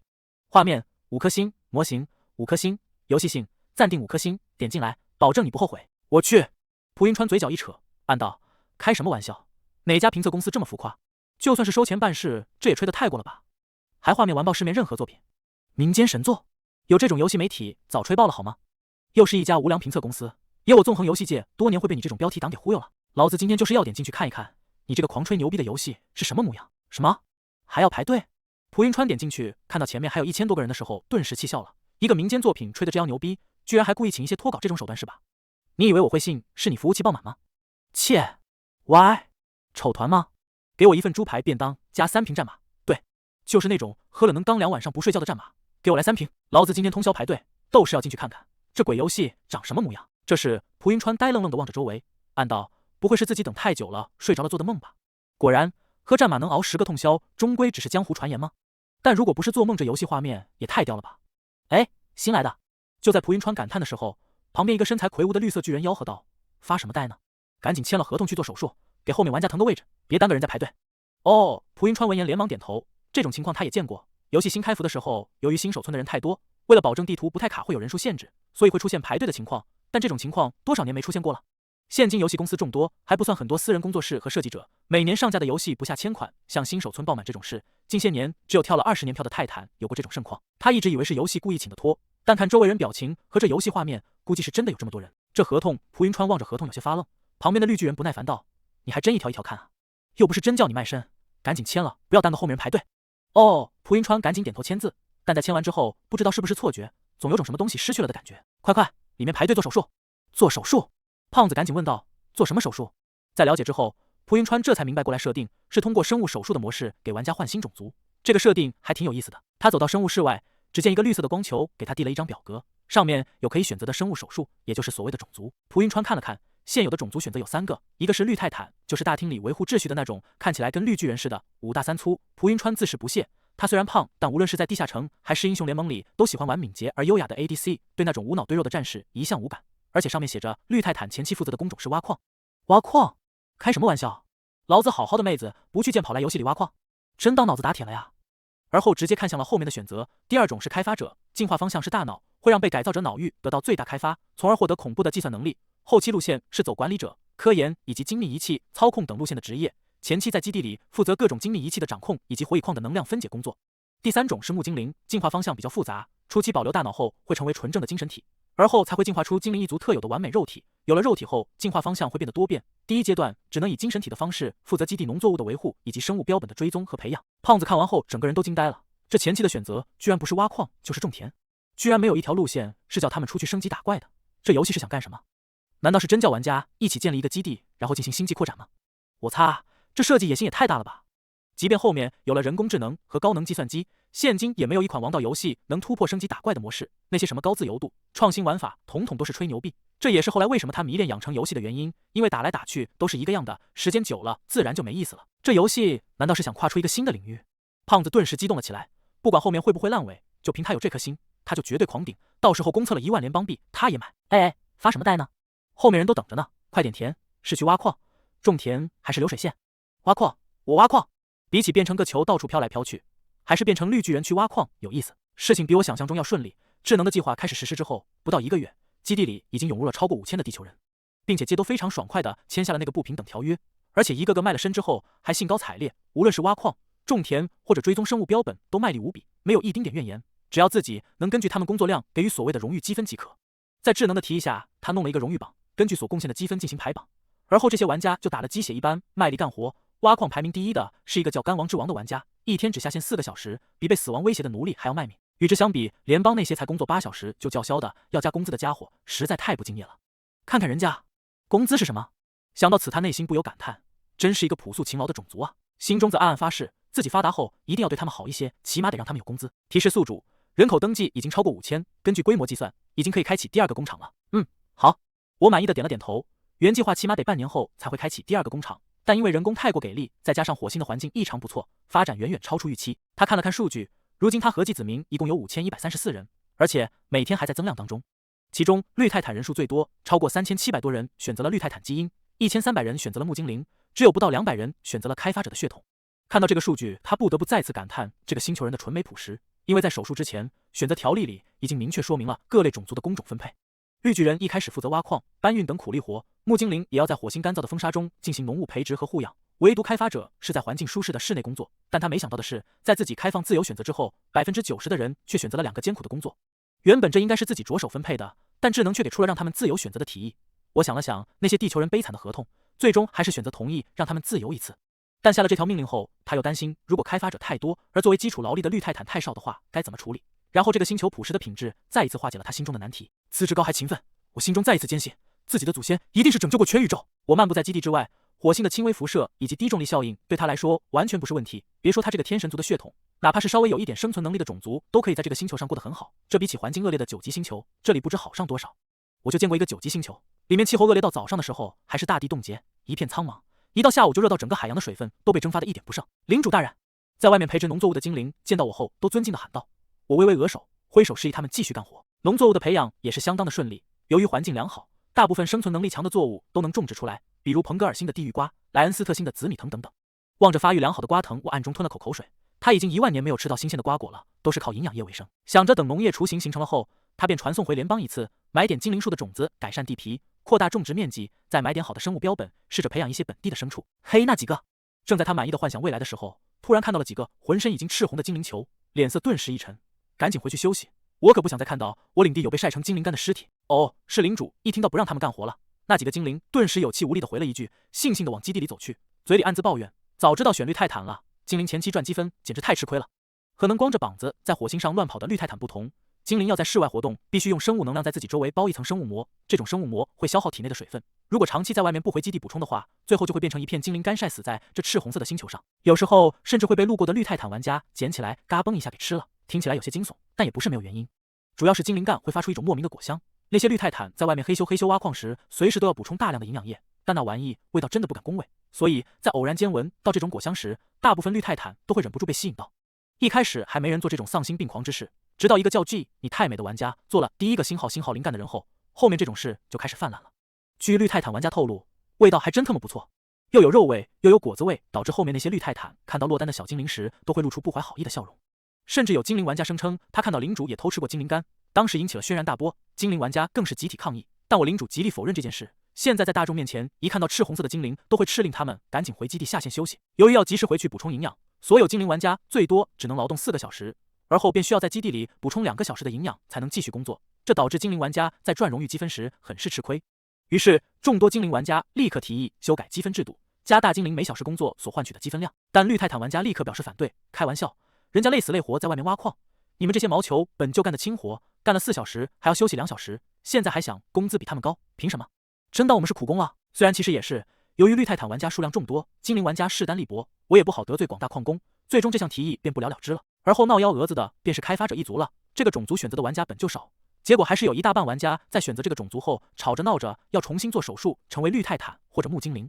其实吧，只要大脑备份了，他们自身的克隆体是可以无限复制的，只要他们愿意，每样种族的躯体来一个都没问题。但如果那样做了，大脑经过多个种族体的融洽过后，会潜意识的将进化复杂化，对今后进化极为不利。在大宇宙联邦里，大多数有钱的家庭会在孩子很小的时候就为其考虑今后要进化的路线和种族选择，轻易是不会更换的。只有那些穷人没有钱买进化基因药剂，所以才会先选择一个潜力低的种族去干点粗活，积累足够的积蓄，之后再买一个好的基因从头来过。但这样在今后进化上面能走的路也有限，所以在联邦穷人是很难翻身的。想要成为优良基因家族，都要经过10几代甚至上百代的积累才有可能。而我自然不会看着自己拥有如此潜力的子民浪费自己的天赋，所以直接否决了玩家更换基因的选择。而且这开发者总共才100多个，要是自己同意可以随意换基因了，恐怕这一类能剩下10个都难。没了他们，谁来操控这些仪器？谁来后期搞科研？他当然不会允许这种事发生。巡视一圈回到基地里后，看到在仪器旁边一脸百无聊赖的开发者们，我嘴角微微一撇，暗道：这星球的人就那么喜欢做苦力活吗？干脆以后就叫不劳动会死星人好了。星海的手册攻略是在大约1个月后才在虚拟论坛上连载的，我也是很久以后才通过玩家聊天中知道了这个帖子，于是偷偷通过智能链接去翻看了这个帖子。他主要也是想知道现今地球人对这款游戏的看法，还有到底有没有人看出什么破绽来。帖子是一个叫我祖先卢本伟没有开挂的玩家撰写的，首先解释一下这次攻略为什么出得这么慢，我也是没有办法，这是款私人游戏，即便到如今我也不明白为什么那个未知工作室能做出这么跨时代的作品，却没有尝试做一个官方网站。要不是我们提议晨曦评测出一个专栏，恐怕到现在都没有个正式平台可以放游戏攻略。然后我说一下游戏经历，这款游戏背景设定在火星，我当时差不多是前面几批侥幸进入里面的玩家。刚进去的时候，整个地图除了光秃秃的火星，就只有一个科技感爆表的基地。而经过1个月的发展，在我们这些玩家的努力下，现已经有2个矿工厂、56个矿点、40个生物棚，还有一个农作物处理厂。对，你没看错，这并不是一款无脑的砍怪升级游戏，而是一款玩家合作、发展文明、探索宇宙的跨时代游戏。不得不说，这个工作室野心极大，虽然不知道后面会是什么样子，但目前看来一切细节都非常完美。在这款游戏里，你初期只会是一个矿工，一个种田的，只能为正在崛起的基地贡献那么一点点力量，看似渺小，可当你看到基地渐渐成型，那种成就感真不是在野外砍把屠龙宝刀能比拟的。下面我说说游戏内容。刚进游戏，这基地里的领主会让你签订一份极为不平等的合约，我大略看过里面的内容，极其不要脸，但那无所谓，游戏嘛，又不是真的卖身。在签约之后，领主会给你提供一个生物手术，注意，这非常重要，关乎到你今后的职业路线，请还未入坑的玩家谨慎选择。关于种族选择，生物手术的选择目前有3个，一个是改造成高大威猛的绿泰坦，一个是改造成像球似的木精灵，一个是改造成所谓的开发者。目前来说，绿泰坦是最受欢迎的种族，高大威猛，哪怕你瘦得像只鸡仔，改造过后也能变得和浩克一样威猛无比，徒手就能举起比你人大几倍的石头，那种充满力量的感觉，简直让我们这些精灵玩家简直不要太羡慕。对，我并不是绿泰坦玩家，当时做手术的时候脑子一抽，选择了木精灵。说实话，我到现在都无比后悔我的选择。关于木精灵和绿泰坦不一样，木精灵的造型会萌得多，像一颗会发光的毛球，可以在空中飘，也可以在地上蹦，但不建议玩家在基地外面蹦。我们木精灵在基地外必须要靠自己用精神力制造一层保护膜，才可以在外面行动，这很坑爹。那保护膜会消耗我们体内的水分，超过4个小时你没回基地补充，就会变成一个被晒干的尸体，简称精灵干。而那层膜还很脆弱，你如果在外面蹦一旦被什么东西划破了，有可能瞬间就成为精灵干，然后被某个路过的绿泰坦捡起来吃掉。对，你没看错，就是吃掉。那些天杀的绿皮兽在最近1个星期都以星号灵干为乐。在这里，我要强烈谴责一位叫 G 你太美的玩家，如果不是他，不会掀起这股迫害我们精灵的风波。很多选择精灵的妹子经常哭诉，问他们怎么可以吃我们呢？那些绿皮兽面对妹子哭泣，还一脸不好意思地说：“你们太香了，没人住。”我去，这是理由吗？这是理由吗？吃我们还怪我们太香了？你们听听，这是人话吗？我到现在都记得自己有一次奄奄一息在地上躺着，那群绿皮禽兽围着我，丝毫没有救我一波的意思，都特么像狗看骨头一样，就等着老子被晒死。干！要不是不允许迫害同类，恐怕我还是活着的时候，他们就下口了。想想劳兹就一阵鸡皮疙瘩立起。友情提醒刚入坑的精灵妹子，千万别跑离基地太远，否则一旦磨坏了，被晒成干，铁定就是被人吃掉的结果。相信我，无论你是声音多萌的一个妹子，那群禽兽都下得去口的。当然，精灵也有精灵的好处，干的活要轻松些，不用像那群禽兽一样，成天搬着比自己大几倍的石块到处乱跑。大多数都只是需要用精神力小心维护农作物，具体方法、种族天赋会有感应，也有一些会被分配去生物培植，反正都是些需要细心的活。说实话，这种族挺适合妹子的。关于开发者，最后便是开发者了。这个职业如今是游戏里人气最低的，很多不小心选择的玩家大多都在吵闹着换种族，但可惜这个游戏有个铁律，种族终生制，所以再次警告后面来的玩家一定要慎重选择。开发者的能力很特殊，好像只是进化了大脑，说是计算能力和大脑运转能力得到了质的提升，可以操控一些精密的仪器。工作类型有点像流水线的工人，很多人觉得无聊，当然也可以选择去计算火蚁矿的能量分析，这得数理化成绩很好才行。做这项工作，领主奖励的积分很高。里面有一个叫鱼女无瓜的妹子，在现实中应该是个学霸，已经改良过数十种能量仪器的算法，现今荣誉积分一直遥遥领先，甩第2名2、3倍的距离。不得不说，学霸走在哪里都吃香。但很多绿泰坦表示并不羡慕，算题哪有挖矿好玩？大家是来玩游戏的，有什么是比在游戏里做数理化题更操蛋的事呢？所以，如果不是对科研很感兴趣，请后来的玩家最好不要选择这个种族。关于战斗系统，现今大家都是生产者，还没有出现战斗需求，而且我也没看到血条和蓝条，具体后面战斗是一个什么样的模式，暂时也不知道，只能等后续内容开放了我才能告诉大家。但很多绿泰坦私底下有进行过搏斗，没什么章法，就是互殴王八拳，但看起来贼带感，拳拳到肉，比一些虚拟的动作片好看多了。不知不觉已经写了这么多了，也基本都是想到哪儿写到哪儿。如有漏缺，请在一个基地的兄弟姐妹们自行补充吧。好了，我也要睡了。由于游戏是100%体感度，所以下线之后会显得特别疲劳。休息足够后，我还得上线种田呢。各位晚安。我一口气看完所有内容后，面色古怪。从帖子内容到评论，居然没有一个怀疑这游戏是个阴谋的，大部分都是跪求倾家荡产，想来游戏里为自己打工。这破纸想出来的办法居然这么管用，看来暂时是安全的。不过也得居安思危，得尽快发展出一些军事力量出来才是呀。是时候回去一趟了。我看着基地外忙碌的人群，心中暗想到，根据智能提示，外面有超过10万人在排队，而基地里面签约的子民也有6000了。如今基地的承载差不多到极限了，基地里的营养舱从上周起就要排队用了，绿巨人的矿镐也渐渐不够用了。灰矿本就是一种高能量矿石，必须要用特定的矿镐来挖，而且挖矿的过程依旧会对矿镐造成一定程度的伤害，所以在矿石存量增多的同时，矿镐的消耗也非常的大。再有就是住宿，虽然玩家可以下线，但下线之后他们的肉体是不会消失的，便会堆在基地里面。一开始人少的时候，基地里都能凑合，可后面人越来越多了，基地里自然也就装不下了。绿巨人还好，下线地点大多都转移到了矿工厂里面，即便装不到了，里面的玩家也可以将他们扔工厂外面去，反正那玩意皮糙肉厚的，又晒不死。但另外2种族却不行，开发者不用说，没有特殊的宇宙服，出去就会因为重力太轻爆成肉酱，精灵也不能扔外面，导致这几天经常会看到基地里面满地的精灵球，搞得他现在在基地走路时都得小心翼翼的，生怕一不留神又才死2个。然后还有些杂七杂八的问题，比如农作物试点成功需要大面积种植的去买种子和特殊肥料，生物标本试点成功的物种也得加大量，然后能源厂得买一个，一些基本物件的生产机床也得进购。再有就是离家1万年了，也是时候回去一次了，得带2个跟班和大量的火蚁矿熔晶回去，买那么多东西都得花钱。然而他肯定是没钱的，家族里那2个老头子估计都下位了，想从家族搞到钱估计是不可能的了，那剩下的唯一渠道便只有贷款了。但贷款得有足够抵押的东西，在联邦各大银行里，星际领主有优先贷款渠道，不仅利率低，下款还很快，但前提是你不能空手套白狼，你得首先向银行证明你不会成为一笔坏账，所以他得带上一些能证明自己潜力的资本，一个高品质的绿巨人和火蚁金矿，再加上一个8级生命星球的保证，应该能贷到一笔不小的贷款。打定主意后，我领主回到基地，点了几个跟班，选择的对象是荣誉榜排行前3的人，分别是积分第1的鱼女无瓜，积分第2的干王之王，以及积分第3的带脚气的小仙女。但后面想了想，只带绿巨人和开发者，那群精灵玩家后面可能又要闹幺蛾子，最后又把精灵积分第1的我祖宗卢本伟没有开挂给带上了。几人一听领主要带他们去大联邦，顿时露出激动之色，暗道终于能见识到这游戏的大背景了吗？周围人则是一脸羡慕嫉妒恨的表情。这是什么？隐藏任务吗？我去，果然积分高是有用的啊！为什么那姓卢的也能去？他积分还没老子1半高，估计是照顾精灵玩家吧。哎，早知道精灵玩家竞争力那么小，我就不选这傻巨人血统了，一天累死累活，还被一个不要命的干弟给压着。咦，你星号灵干的时候不是这么说的，所以说这游戏不能氪金，简直就是一大败笔。老子堂堂富9代，居然要和2等屌丝一起挖矿赚积分，这让我如何愉快的装逼？就是垃圾游戏，天天就知道挖矿，是明星不好玩，还是我撒钱不够快乐？跑来特么的游戏里当苦工，老子等会就卸了这坑爹游戏。周围人则是一脸鄙夷的看着这2人，这2个号称富N代的家伙叫嚣卸游戏都叫嚣半个月了，每次都真香的挖的比谁都勤奋。其实大家也能理解，自从智能时代开启之后，人类的平均体质便在急速下降，超过90%的年轻人都是亚健康状态。难得有款体感度这么真实的游戏，在这游戏里面自己有着强大的体魄，使不完的气力，这种感觉真的是现实里那具渗透质的身体所不能比的。有时候他们甚至都在想，若这个世界是真的就好了。我自然不能理解玩家们的心思，此时他满脑子都是关于回家乡的事，要回去当然不能是飞回去，天知道这里离联邦有多远，如果不是有那个虫洞，当初说不定开10万年都不一定能飞到这里。既然飞不回去，那自然只能用传送了。天神组学员对每一个毕业的学生都会赠送一个传送装置，回去的坐标则设立在学校的招待部位置，传送的能量是免费的，而且传送回去的学生会受到热情的招待。他还在学习的时候，就经常看到一些老师将那些从传送门里出来的师兄师姐们拉来与自己们分享他们起家的经历，让每每感到学费昂贵、学业艰苦的学子们又一次次燃起了向往之心。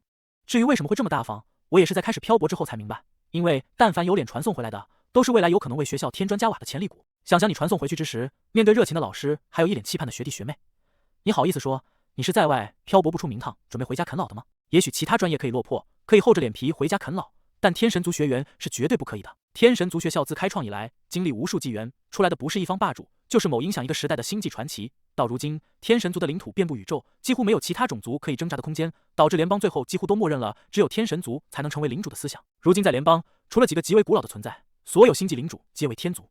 这种大环境下，导致天神族毕业的学生只能为王，万没有给别人当马仔的可能。几乎在世人的观念里，天神族就是老板，就是土皇帝，是这宇宙最顶尖的那一批人。所以无数家族倾家荡产的也要送自家孩子去天神学院，就是希望自己家也能当一回皇亲国戚。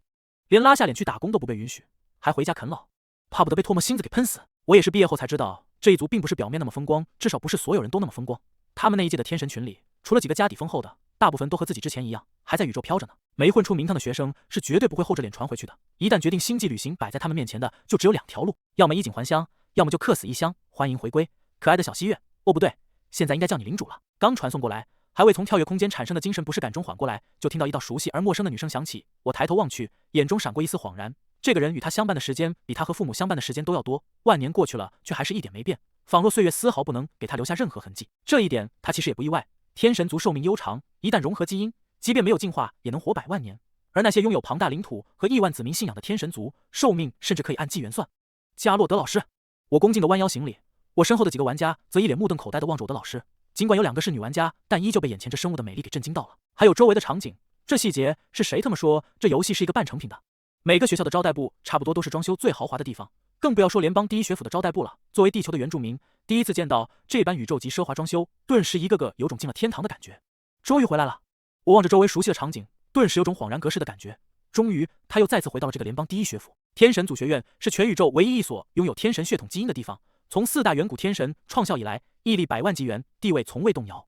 100万纪元以来，学院培养了无数天神领主，领土遍布宇宙，无论是资源、科技、人口以及对内岗位供给各方面，都为整个联邦做出了巨大贡献。发展至今，已经是联邦想成为领主的唯一渠道。进入天神学院条件很苛刻，首先你要有钱，光保证金都是10亿天神币，而后上万年的学费更是能拖垮一个规模不小的家族，并且一个家族还得得到超过3名星际领主的推荐，才能有一个送后辈来学校的名额，并且淘汰率极高。最他妈关键是，如果你被淘汰了，那10亿保证金是不会退的。如此坑爹的报考条件，每次招考日依旧有数百万考生报名。不得不说，大联邦冤大头还是挺多，让学院每年收保证金都收到手软。10亿天神币本就是一笔不小的资产，但比起后面万年的学费，这10亿又根本不值一提。这让很多家族明明没那个条件，依旧咬牙硬撑，最终几十代的积蓄被坑的内裤都不剩一条的例子比比皆是。我的家族便是这入坑的中产家族之一。我出生的欧迪亚家族是联邦里一个存在超过1个纪元的老牌家族，家族底蕴还算深厚，传到他父亲那一代，势力已经遍布数十个星系，族内人才辈出，内部拥有极高纯度的雷霆族血统，家族子弟一直是众多领主抢手的对象，尤其是自己出生便展现了极高的资质，被长辈们誉为家族未来之光。原本自己应该继承家族基因，成为一名优秀的雷霆战士的，谁知老爹脑子抽风，突然想要给欧迪亚家族培养个天神出来，于是经过几次家族会议的展开，最终做出了送自己去天神祖学院的决定。说实话，在自己找到地星球之前，这绝对是家族历史里最失败的一次投资。我想起了那艰难的过往，不由得面皮一抽。在宇宙漂泊的万年里，他其实无数次怀疑过，花了那么大代价在天神族就学，是否值得？在我还在海量向学校砸金的时候，自己的兄弟姐妹早就已经有所成就了，或成为一名雷霆族的战士，或成为一名优雅的夜魔，听说都混得不错。特别是大伯的长子雷恩，跟了一个不错的领主，现在一颗5级星球上担任地区司令，为家族带来了不少利益。很多愿意从军的后辈都投靠了他。反观当初被誉为欧迪亚家族最闪亮的后辈的我，年仅20岁便通过了天神族的考核，成为了家乡一代传说。但在之后1万年的学业里，硬生生将家族拖累得差点破产，而且毕业后漂泊万年，也没有给家族带来任何一点利益，还不如当初服侍他们家那保姆的儿子。听说后面成了巨魔，再给一些地精老板当保镖，每年都往家里寄上万天神币给他老妈用。这也是大多穷领主宁死不回的原因，家族付出太多了，倘若拿不回成就，还不如死在外面，免得回来被那些后辈用唾沫星子喷死。哦，那女老师注意到了我身后的几个玩家，顿时诧异道：“好高品质的绿泰坦，是你培育出来的吗？”是我那星球的土著，我挑了几个资质比较高的，打算培养成骨干。我面不改色的撒谎道：“骨干？”几个玩家眼睛一亮，暗道：“真的假的呀？”果然，他们没日没夜的干是有回报的呀。老师顿时皱眉：“你这孩子，学基础课的时候我怎么教你的？创业初期一定要合理利用资源。绿泰坦虽然威风，但同资源下雷霆一族和青铜一族才是性价比最高的。才1万年就把老师教你的还回来了吗？”老师说的是，学生有些忘乎所以了。我连忙认错。万年众玩家面对这台词有些发懵。学校里面学的东西，出社会后不是只管半年的吗？而且，你们这个动辄万年的说法，是不是太不把时间当回事了？你这次回来是来贷款的吧？了解我家族情况的加洛德热情地问道。选择星际旅行的学生，第一次回来大多都是来贷款的。要家族有钱，便不会走旅行路线了。所谓穷游，在天神族大多都是穷到死的旅游。是的，我点头道。准备用什么东西做抵押？加洛德笑着问道。心中暗自估量着这学生的潜力价值。一颗8级生命星球，我老实回答道 ：F 级。加洛德暗暗分了等级，脸色没有了一开始那般热情，但也还没完全变脸。毕竟8级总比9级好。要是9级星球，光培养能适应环境的本地居民，恐怕都要10万年起。星球上有地级的能量矿石，我继续道：哦，有高级矿的星球。加洛德脸色一震，心中立马将我评价上升到了地级，一下连跳了2个等级。毕竟有矿的星球和没矿的星球有着次元的区别。首先，光是评估贷款，有这一条起码就能翻10倍，有了更多贷款，在发展上也会迅速很多。再加上能源矿在联邦供不应求，价格一直居高不下，在很长一段时间内，这家伙应该都不会担心资金不足的问题了。难怪敢那么奢侈培养绿泰坦，原来是有矿啊！你这些土着民容纳力是多少？加洛德一脸关心地问道。3%左右吧，我非常保守地说道。这么高？加洛德脸色一惊，暗道：这家伙狗屎运不错呀，有能源矿不说，还有品质这么高的原住民，完美开局啊 ！B 级，心中再次提高了我的潜力值后，加洛德脸色越发的亲和了起来。老师知道一个金融机构下款力度很足，就是利息稍稍高点，你有没有兴趣？我闻言没有丝毫欣喜，反而暗自警惕了起来。毕竟他可是知道，眼前这个看似美丽无比的老师，当初可是把他家老头内裤都差点骗来给他交学费的狠人呢。还是带了呀？我无语的看着自己账户里100亿的余额，脑子有种晕晕的感觉。直到现在，他都没能从自家那美女老师的忽悠中走出来。其实以前我很鄙视自己那被忽悠的老爹，每一次下定决心让他辍学不读了，一来到学校就会被这老师忽悠的，把后面100年学费都预先交了。特别是后面家族都穷的矿山都卖完了，老头子都还能被忽悠的去贷了几十亿的款，之后在众人怨声载道中从组长位置被赶了下来，也不知道现在还完了没有。现在终于理解老爹当年的处境了，老师不愧是活了上万纪元的老销售，也不知道除了自己，他还坑死了多少倒霉蛋。有钱了，自然是得去采购物资了。既然都带这么多了，那就土豪一回，买个痛快。我决定去联邦最大的购物星球去豪爽一波。于是他订了豪华的星际列车，阔气的给自己和几个跟班都订了商务舱，光车票就花了500多，换以前可是自己1年的生活费啊。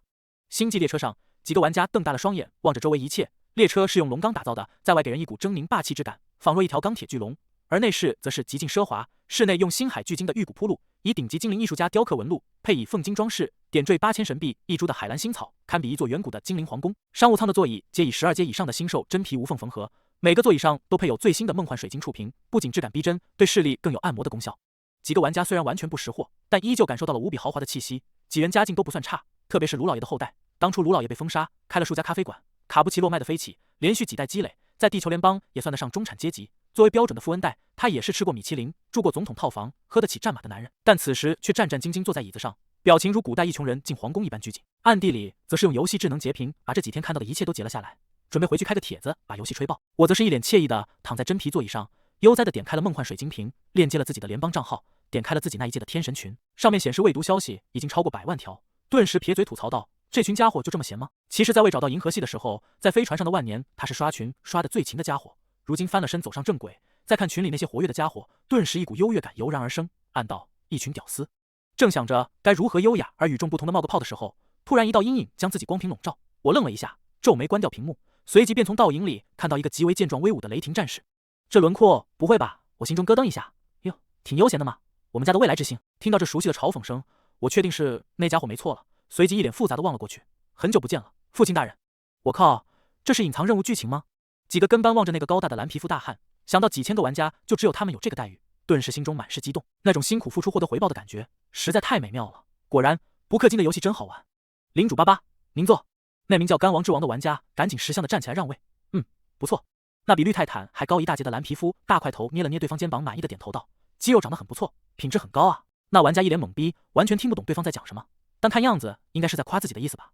于是连忙做出点头哈腰的模样，以期获得 NPC 的好感。一旁的精灵玩家卢老爷则是好奇对方的语言，心中不由暗道，居然还设置了外星语言，不过这发音挺有意思哈，不太像地球联邦广泛的字母附着型语言，发音字正腔圆，倒有点像他们华夏区的母语。难道这游戏是华夏区的工作室制作的？想到此，卢老爷决定回去就写一张分析帖子，这个话题华夏区玩家绝对买单，又可以赚播稿费，哈哈哈哈。卢老爷美滋滋的构想稿子内容的时候，那蓝皮肤大汉则是看向了我，一双泛着雷光的天蓝瞳孔微微眯起，笑道：原以为你都烂菜了，没想到居然能培养出这么高品质的绿泰坦，果然有你老子我当年奢侈的风范。父亲大人过奖了。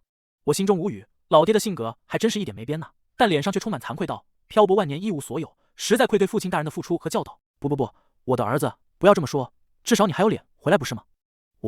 老实说，你能回来，我其实挺惊讶的。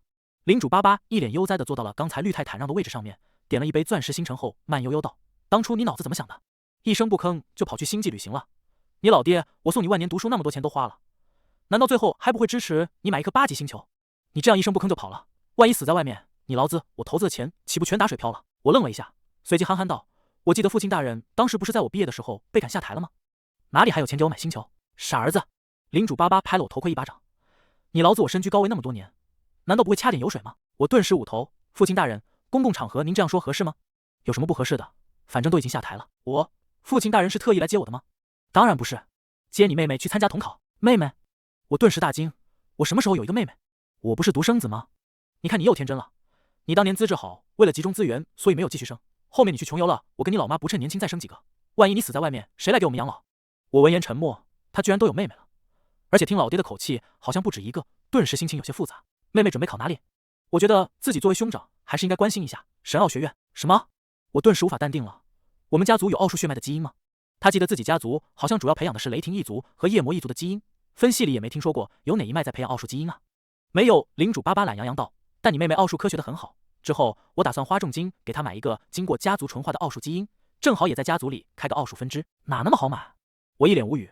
家族纯化的基因可以说是一个家族立身之本，不是到穷途末路了，是不可能会随意出售的。通常一个家族培养基因都要经过10代甚至几十代的培养才能出成规模，市面上卖的基因最多也就是2级的，想要进化需要海量的基因药剂，而且还有极限，特别是在自身容纳力不高的情况下，只有在大家族先辈的人将基因进化到一定程度，而后将纯化的基因下传给优秀的子弟，一代代传承，基因便会越来越好。他们欧迪亚家族已经存在了一个纪元之久，可即便是那样，流传下来的高质量基因也是有限，毕竟他们是战士家族，不太可能每一个基因都能安然传递，也有在外折损的。当初因为自己上天神学院，家族最缺钱的时候，自己老爹含着泪把矿山都卖了，也没敢往外卖一个纯化基因，因为所有人都知道这东西才是一个家族真正的底蕴。所以对于父亲想要买到高质量奥数血脉基因的想法，我认为基本不可能，那就没办法了。领主巴巴也是一脸无奈道：如果找不到，那只能买一个2级基因了。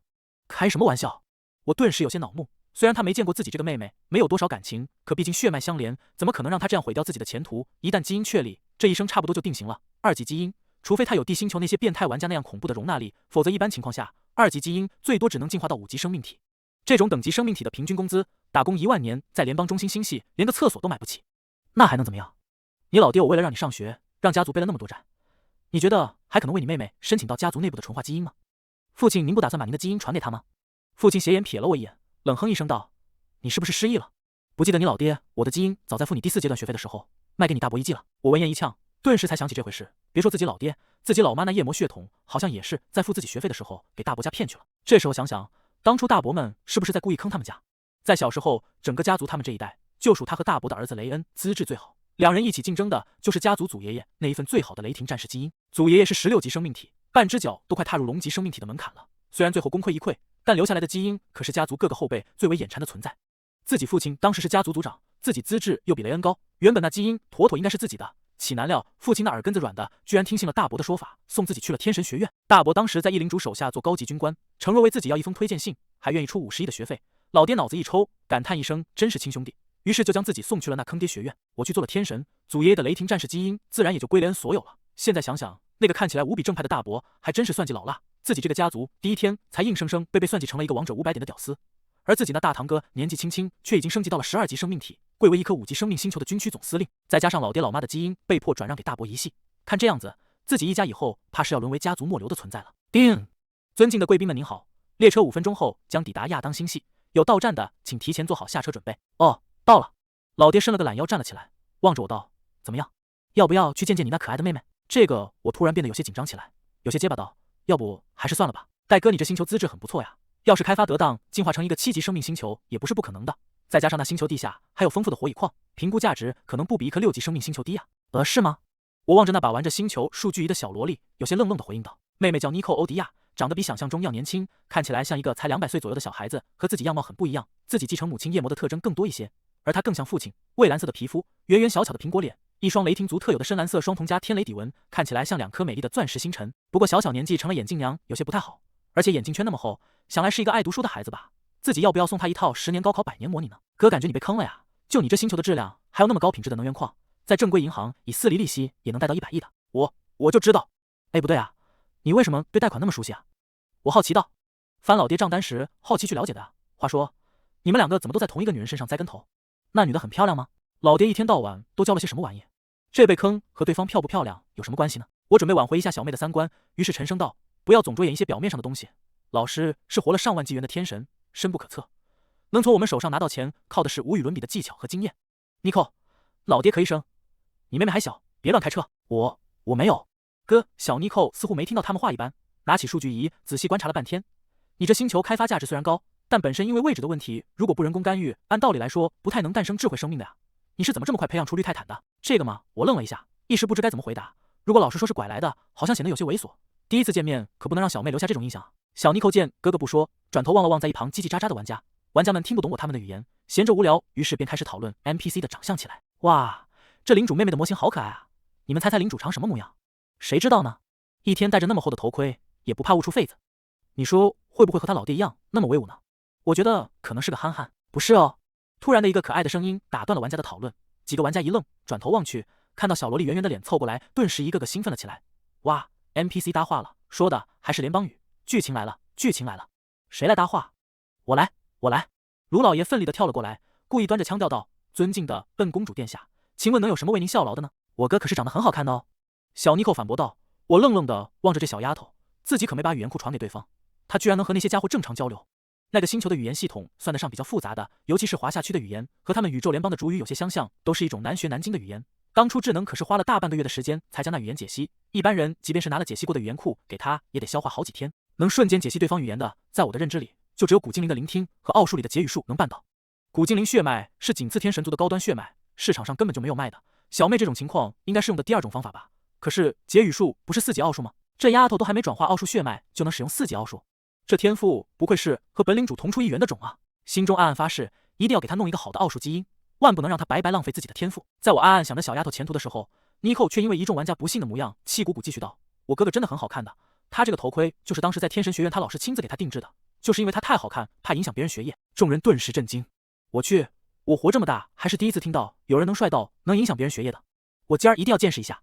卢老爷率先表态：“我也不信，我和我的脚气都不信。”带脚气的小仙女连忙跟话道：“学不好是学的人本身不行，影响学业只不过学渣的借口而已。”学霸与女无瓜顶了顶眼睛严肃道：“老娘当初舔着重击哥哥的屏幕照样是本省理科状元，其实我也不信。”小尼寇突然枪头一转，嘿嘿笑道：“家里没照片，都是老妈说的，还说他这头盔花了好几百万呢。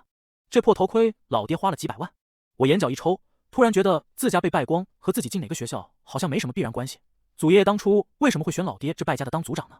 哥，你把头盔摘下来，让我们看看好不好？尼寇摇晃着我的手臂撒娇道。第一次被人撒娇的我，只感觉心都快化成水了，再也绷不起严肃的语气，只能强行憋住不说话。自己上一次没沉住气摘下头盔时，便因为太过好看发生了极为可怕的事，直到现在他都有些阴影。这也是为什么他到现在连睡觉都要戴头盔的原因。一旁的老爹叹了口气，将尼寇抱了起来：“别淘气，你哥的样貌是真不能外露的。”说到此，他欲言又止，似乎想到了什么很可怕的事，摇摇头道：“这事儿啊，以后再跟你说。”尼寇闻言只好悻悻道：“好吧，真的假的呀？”众玩家一愣一愣的，虽然听不懂那大汉说什么，但那口气好像这戴头盔的家伙摘下头盔就能帅得引发灾难一般，扯的吧？与此同时，在联邦紫耀星的某处，一个身材高大的雷霆战士在公园漫步时，收到了手下汇报回归的消息。这雷霆族的大汉长得十分英武，轮廓与我老爹有7、8分相似，但却更显威严。比起我那个半吊子，他更像一个位高权重的领主人物。紫耀星是联邦东部10大行政星之一，是曾经上古精灵的发源地，星球能量度极高，且整个星球的建筑物都是用该星球独有的紫龙晶构造而成，导致地价昂贵，常年高居联邦总星球的前10。能驻扎在这个星球上的，都是些底蕴超过1个纪元的老牌家族。欧迪亚家族也是在他当上星际元帅之后才勉强搬进来的。没错，他便是欧迪亚这一代家族的老祖欧迪亚龙爵。龙爵可以说是欧迪亚家族历史里成就最高的雷霆战士，几乎差一步就将家族带入了上等贵族的门槛。但可惜还是功亏一篑，没能跨入那一步，迈入龙级生命。其实最后他还是有3成机会的，不过他不敢冒险，一旦进化失败身陨，自己纯化的基因没能留下来，这些年的努力就白费了。这也是一个家族首领的悲哀，他不能那么光棍的拼一波，必须考虑到传承问题，所以最终他没能冒这个风险，选择了凝聚心血，将基因提炼了出来。一旦提炼基因，就代表他的进化旅程到此为止了。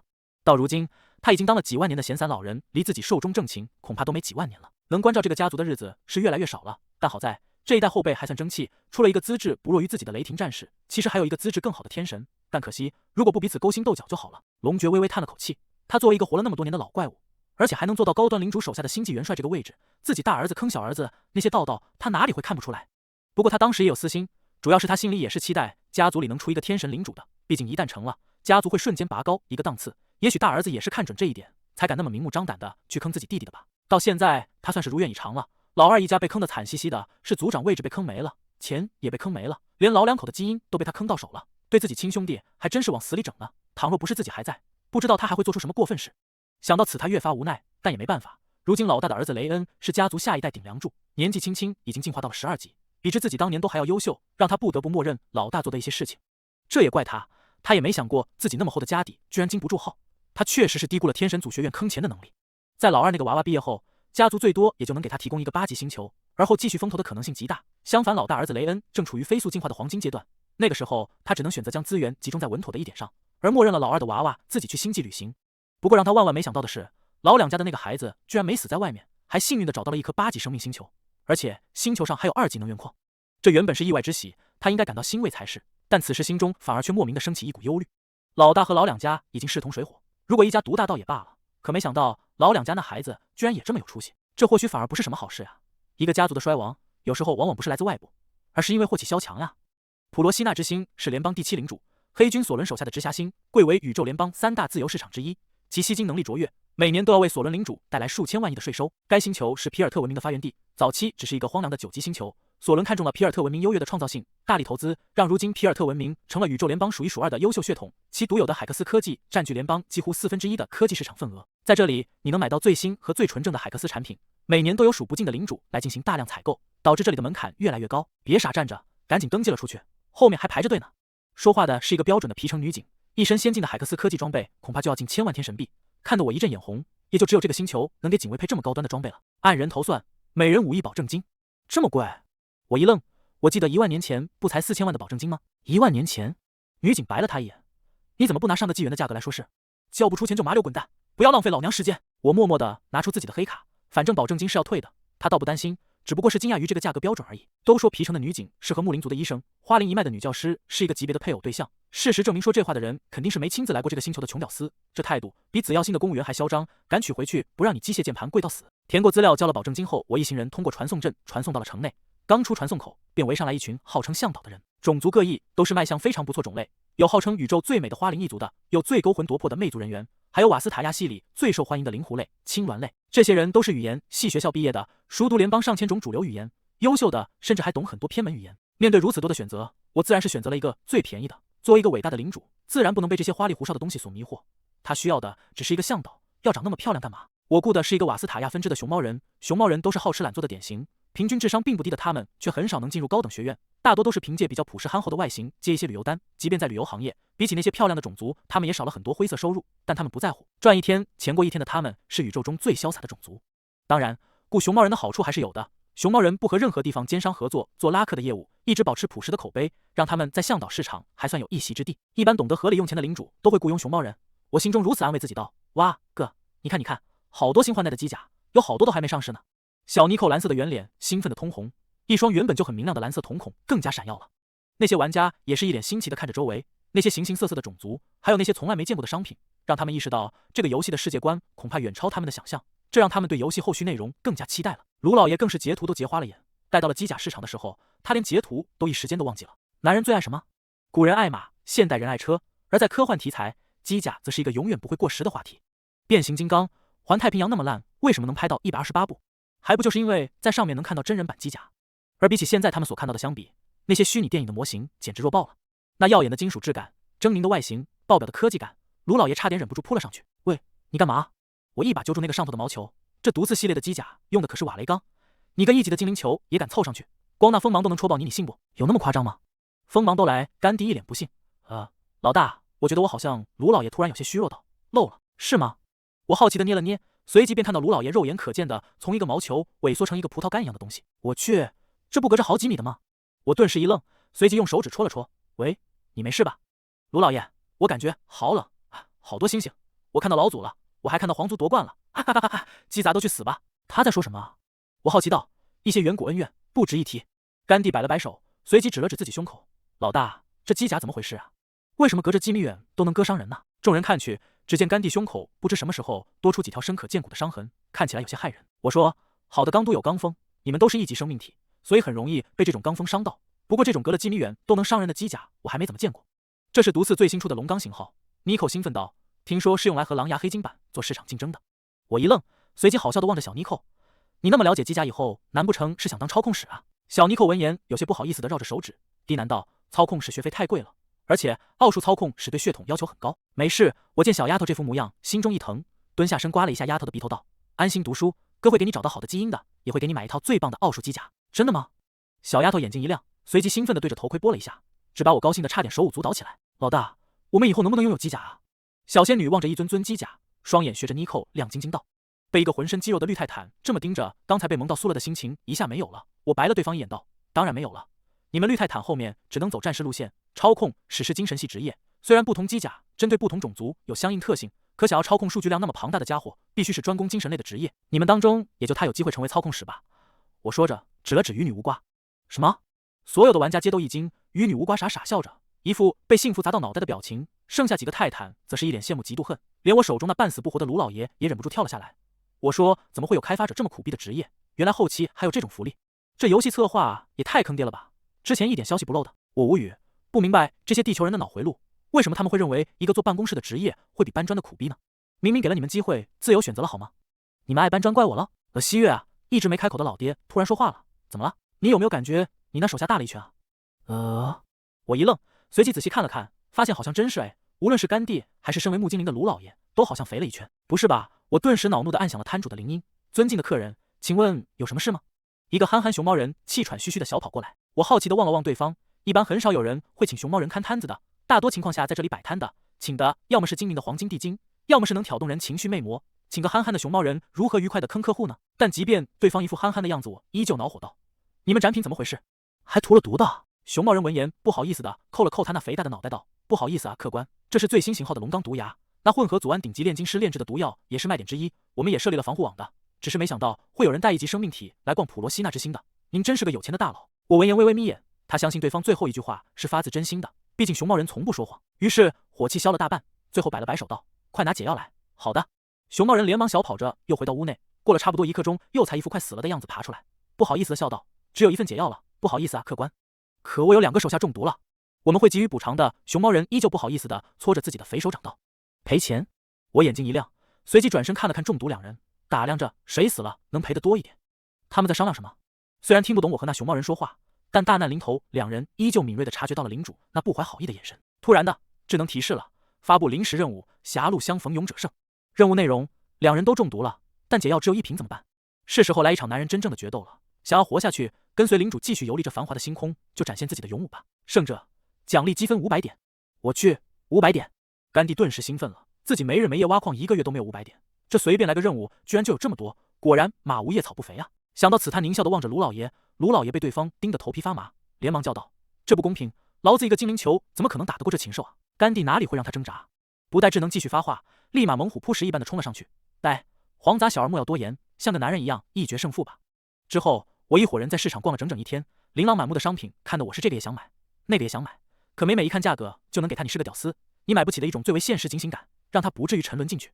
念念不舍之下，我最终还是带着众人走向了私人领主市场。作为联邦最大的3大市场之一，除了高级展品，自然还有一些物美价廉的东西，都来自于各地的一些私人领主。虽然没有经过联邦官方认证，但如果你眼光够好，往往也能淘到很精良的产品，而且价格非常的实惠。官方认定需要很大一笔手续费，科技产品想要在宇宙联邦上市，要求是非常高的，大多都是一些大领主才有这个实力。相对来说，一些小领主自家产的产品，因为没有商标，除了在自己星域流通，也就只有在这种自由市场买卖了，所以价格上会实惠很多。不过普罗西纳作为有数的大市场，摊位是非常昂贵，这也是这个星球重要收入来源之一。能在这里摆得起摊位的，都是一些实力不弱的领主，相对来说比一些2、3级自由市场还是要贵很多的，但相对的买到垃圾的可能性也会小很多。在熊猫人向导的带领下，我们很快来到一家看起来很朴实的店面，浓浓朴实风和之前卖机甲市场那里的金碧辉煌完全是2个模样。不过店员却让我有些诧异，怎么又是你？几个玩家也是一愣，因为这个出来迎客的店员不就是刚才机甲店的那个熊猫吗？想到口袋里卢老爷那还没凉透了的尸体，我脸色微沉，他才不会在杀死自己子民的店里买东西，哪怕是赔了钱的。哦，尊敬的领主大人，您别误会。熊猫向导连忙解释道，刚才那个是大胖，这是二胖，不是同一个熊猫人。您看他只有372公斤，比他哥哥大胖足足少了40公斤的肉，而且毛发也没他哥哥保养的好，毕竟他哥哥是在大领主手下打工的。是吗？你这么一说，的确感觉有些不同呢。客人想买点什么？二胖嚼着一根脆竹，憨笑地问道。哇哦，我闻到了一股精灵干的味道。客人是来买佐料的吗？我们这里有上好的腌制佐料，客人是喜欢吃蒜香的还是果油精炼的？我们这里的成品蒜都是高等精灵产物，没有经过任何基因加。我是来做大买卖的。我瞪了熊猫人一眼，打断道：“哦，这样啊。”熊猫人店长闻言，眼睛眯成了一条缝，笑得更加憨厚了。您一进来，我就看出您是一位很有身份的天神领主。您是要买大型的星际武器呢，还是要买连锁的星际传输站？如果对恐怖生物武器有兴趣的话，我们也可以提供。最高出售16阶龙级恐怖星兽，血统纯正，战斗力彪悍。这里有详细模型数据。如果要看本体的话，只能到我们主星去看。我们可以提供免费传送服务。也不是那么大的买卖。我气势顿时弱了很多。哦，这样啊。熊猫人依旧热情道：“那看官想买点什么？您只管放心说，我们店是九仙领主旗下的直售店，分店已经开了10几家了，在这里口碑很好的。只要不是非常特殊的物品，我们一般都能提供。”九仙领主？我一愣，有些愕然道：“就是那个唯一以熊猫人成为天神领主的九仙前辈，看来你也听说他老人家呢。”店长和向导都露出了自豪的表情。岂止听说过，简直就是一大传奇，好不好？天神祖学院每年都拿这事儿来打广告。看，我们学院高品质的教育是值得那么多学费的，连懒惰的熊猫人都能培养成精英，还有什么是我们做不到的呢？不过这位前辈发展的太快了点吧？我记得这位熊猫人学长好像成为领主不过9万年吧，居然都发展的能在一线自由市场摆摊的地步了，还真是我辈楷模啊！客官您看。二胖搓着手笑道：“你们这里有模具机床吗？”我带着一丝期待的问道：“机床？”二胖一愣，随即露出了为难的神色。客官，你也知道，那玩意很少有人对外出售的。我知道。我点头。但九仙学长发展的那么快，淘汰的机床肯定很多吧？反正也没用，不如卖给我。作为回报，我可以优先提供成品的地级能源矿给学长。能源矿？你星球有能源矿？存储量怎么样？二胖眼睛一亮问道。存储量很足，预计能开发400年。等我那里规模成型后，每年起码能提供100万吨精炼过的原石。这样啊？二胖犹豫了一下，随即抬头憨笑道：“这事太大，我做不了主，得给老板汇报一下。您先做。”随即对那向导道：“陈皮，麻烦帮忙招待下客人，给他们倒杯茶。”说着，屁颠朝店内跑去。我老爹淡定地找了个位置坐了下来，一众玩家和妮蔻则是兴致勃勃地围观店里的展品。向导赶紧给我和他老爹奉上了泡好的绿茶，茶叶是上好的雪峰，品质一看就是正宗雪地精灵出品，1两起码也得卖上1000天神币。就是我老爹原来当组长的时候都难得喝一次。老爹悠哉悠哉的满意品茶，我则是有些心不在焉，心里很在意这次生意是否能成。这次采购主要是为了解决基地里4个最迫在眉睫的问题，分别是能源问题、住宿问题、基本材料消耗以及农作物大面积展开的问题。有了火蚁矿，在能源上面不得不说让我省了很大一部分精力。地级的能源矿石配合精炼技术所提炼的能源动力是巨大的，至少对于一颗刚刚开始发展的8级星球来讲，绝对绰绰有余。在这方面，只需要买足够的提炼仪器和压缩矿工厂，就能很快的收集到大量能源。住宿问题其实也不大，地星球的人有着良好的吃苦耐劳品质，住宿不用买太高档的，心想普通的黑铁矮人压缩公寓应该就能凑合了。农作物也是一样，由于自己种植的都是些很能适应环境且产量较大的作物，种子都是比较便宜的，只要加大量就行了。相信不久自己就不用再吃那罐头和营养液了。唯独这基本用品相对来说是最麻烦的。基地现在发展很快，根据智能预计，后面很快就会发展到10万规模。挖能源矿必须要用精细的矿镐，而后矿车、分矿点以及后面一些基础工具都会大量稀缺。买成品的话消耗太大，长期进口容易暴露位置，自己总不能每次都用学校的免费传送通道吧？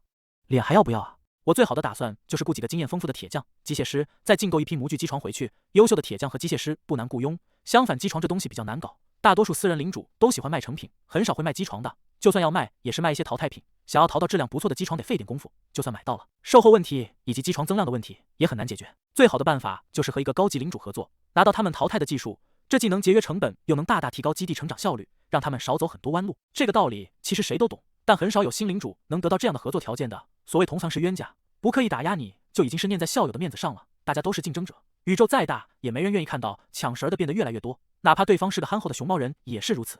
但愿自己那地级矿能打动对方吧，我心中忐忑道。过了良久，里面的二胖满脸大汗的跑了出来，气喘吁吁道：“尊敬的客人，我们领主想要见您。”我闻言眼睛一亮，这事儿看来有戏。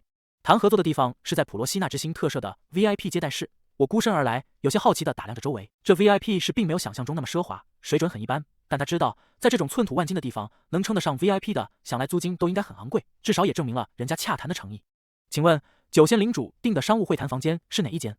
我礼貌地问着导航台的服务员道。服务员摆了摆手道：“那边左转到底，最便宜的房间。”我微微皱眉，暗道：这皮尔特的人态度都这么恶劣吗？然后他跟着对方的提示来到目的地，抬头一看，便发现是自己误会了。那服务员的话并没有恶意，只是实话实说而已。因为大门上很清晰地写着6个大字：最便宜的房间。我突然感觉脑壳好痛，这皮尔特的作风还真是一如既往的耿直。你写一个最低调的房间也好啊。走进房间，我终于见到了这位传说中的前辈。都说熊猫人接纳基因能力是最差的，今天他算是见识到了。之前他在学校里见到的种族千奇百怪，可最终都能被天神族基因同化，变得如自己一般俊美鹅。好吧，比自己差一点点的俊美，但这一点在熊猫人身上似乎没能起到应有的效果。除了那一双天神族特有的至尊紫星崆峒，这位前辈在其他方面和一般熊猫人真没啥区别。也不是说完全没有。按照熊猫人用体重分别个体的方法来看，这位前辈比之前的2胖要大1个吨位，坐在椅子上感觉屁股要露一半的肉出来。该死，连一个大点的沙发都没有。熊猫领主此时似乎也在为这点烦恼。我愣了一下，好奇问道：“不能叫他们换个大点的椅子吗？”宇宙联邦不乏体型巨大的种族，这点服务 VIP 接待室应该具备的有的吧？领主九仙摇了摇头，有是有，但要加钱。这是一个吝啬的领主，我立刻有了第一判断。算了，就这样吧。九仙颇为无奈地叹了口气，随后望着戴头盔的我愕然道：“后辈，你这造型对于洽谈来说是不是太严肃了点？”我闻言沉默了一下，低声道：“十分抱歉，因为一些私人原因，不方便在任何有人流或监控的地方露脸。是进化的时候脸上出现了瑕疵吗？”九仙微微一愣：“不科学啊，天神血统很少出现这种问题的。如果你需要，我可以给你介绍一个非常厉害的木林医生，他的整容手术绝对是宇宙级别的，没有任何违和感。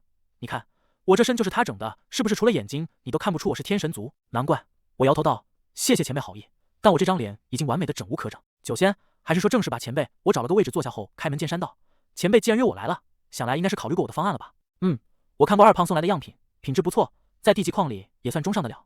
你确定你那里出产的都有这种品质？”“我是经过测试的。”我连忙道：“数据仪的资料是不会说谎的，我能凭数据贷到100亿的贷款便是证明。如果您需要，我可以调金融机构的认证书给您看。”“金融机构？”九仙一愣：“你不是在银行贷的款？”自己好像暴露了什么。我灿灿道：“其实在银行也能贷到这么多的，只不过来的时候被老师坑了一波，在私人机构贷了款项。”加洛德。九仙肥大的脸露出了古怪之色。我一愣，随即结巴道：“前辈您怎么知道？”九仙顿时捂脸：“那家机构是不是叫钻肯沙币金融会所？”“师兄，难道你……”九仙顿时露出了一副往事不堪回首的表情。“兄弟，珍重啊！”望着对方一副你已经死了的表情，我不解道：“师兄为何露出如此表情？不就3分5的力吗？虽然被坑了一波，不至于翻不了身吧？师兄如今不也发展的挺好？我那是有特殊机遇。”九仙白了他一眼道：“你以为你被坑的就只是这3分5的力？还有什么？”我顿时闪过一丝不安。九仙严肃道：“这种私人机构在客户资料保密上是非常没节操的，只要钱够，随时都能透露。一旦你的星球数据落入一些心怀不轨的人手里，可是很危险的。”“有什么危险？”我不解道。我又没透露坐标。九仙，可以用大数据分析啊。一些高级的领主手下一旦拥有龙级的奥术师或者分析师，凭这个数据，最多100年就能找到你的位置。龙级？我好笑道：“那种级别的领主不会专门针对我这么一个新手吧？一般情况是不太可能。”九仙突然悠悠道：“但你不太一样，我刚才看了资料，你姓欧迪亚，是那个盛产雷霆战士的欧迪亚家族吗？”“师兄听说过我们家族？”“你们家族出的雷霆战士，无论是质量还是工作口碑，在业界都很不错。不过最近嘛，最近怎么样？”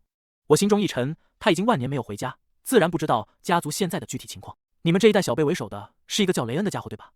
那人投靠了一个很有野心的领主，现在你家的雷霆战士几乎被那领主垄断了，小辈从军基本都在往那里投，搞得我想招都招不到。我静静倾听，脸色微微阴沉。在联邦，大家族历代实行狡兔3窟、多面撒网的政策，极少有家族会完全和一个领主绑在一起，因为那样风险极大。爷爷虽贵为一个大领主的星际元帅，但也依旧坚持着这个策略，并不鼓励家族后辈都投军到他所在的领主麾下。比如雷恩当初投靠的就是另外一个领主，但为什么现在老爷子会容忍雷恩这样乱来？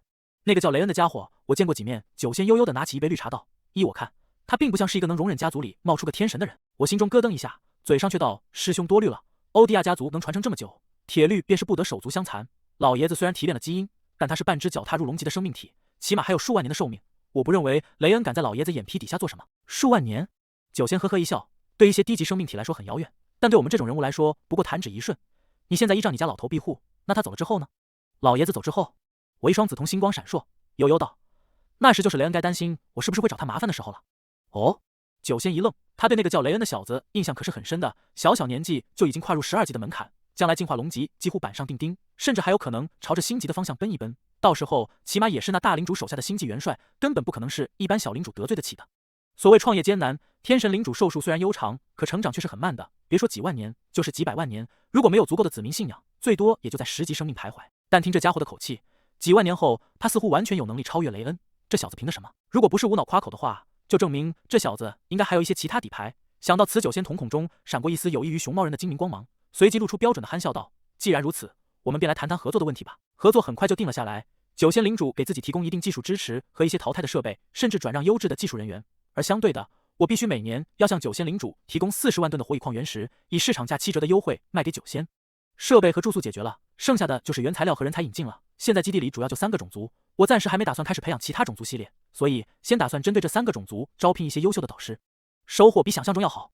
我回到酒店后，美滋滋地望着那一大叠合同，投简历的有差不多上千人，自己比较了一下，录取了其中近100个。其中基础系专业的辅导员占40个，武器专精的有10个，狂暴系专精的招了5个，还幸运的招到了一些不错的法系学生，其中包括奥数专精、元素系专精，甚至还有2个冷门的预言系和恶魔系的学生，都毕业于一流大学。其中恶魔系和奥数系的学生还持有初级法师证明。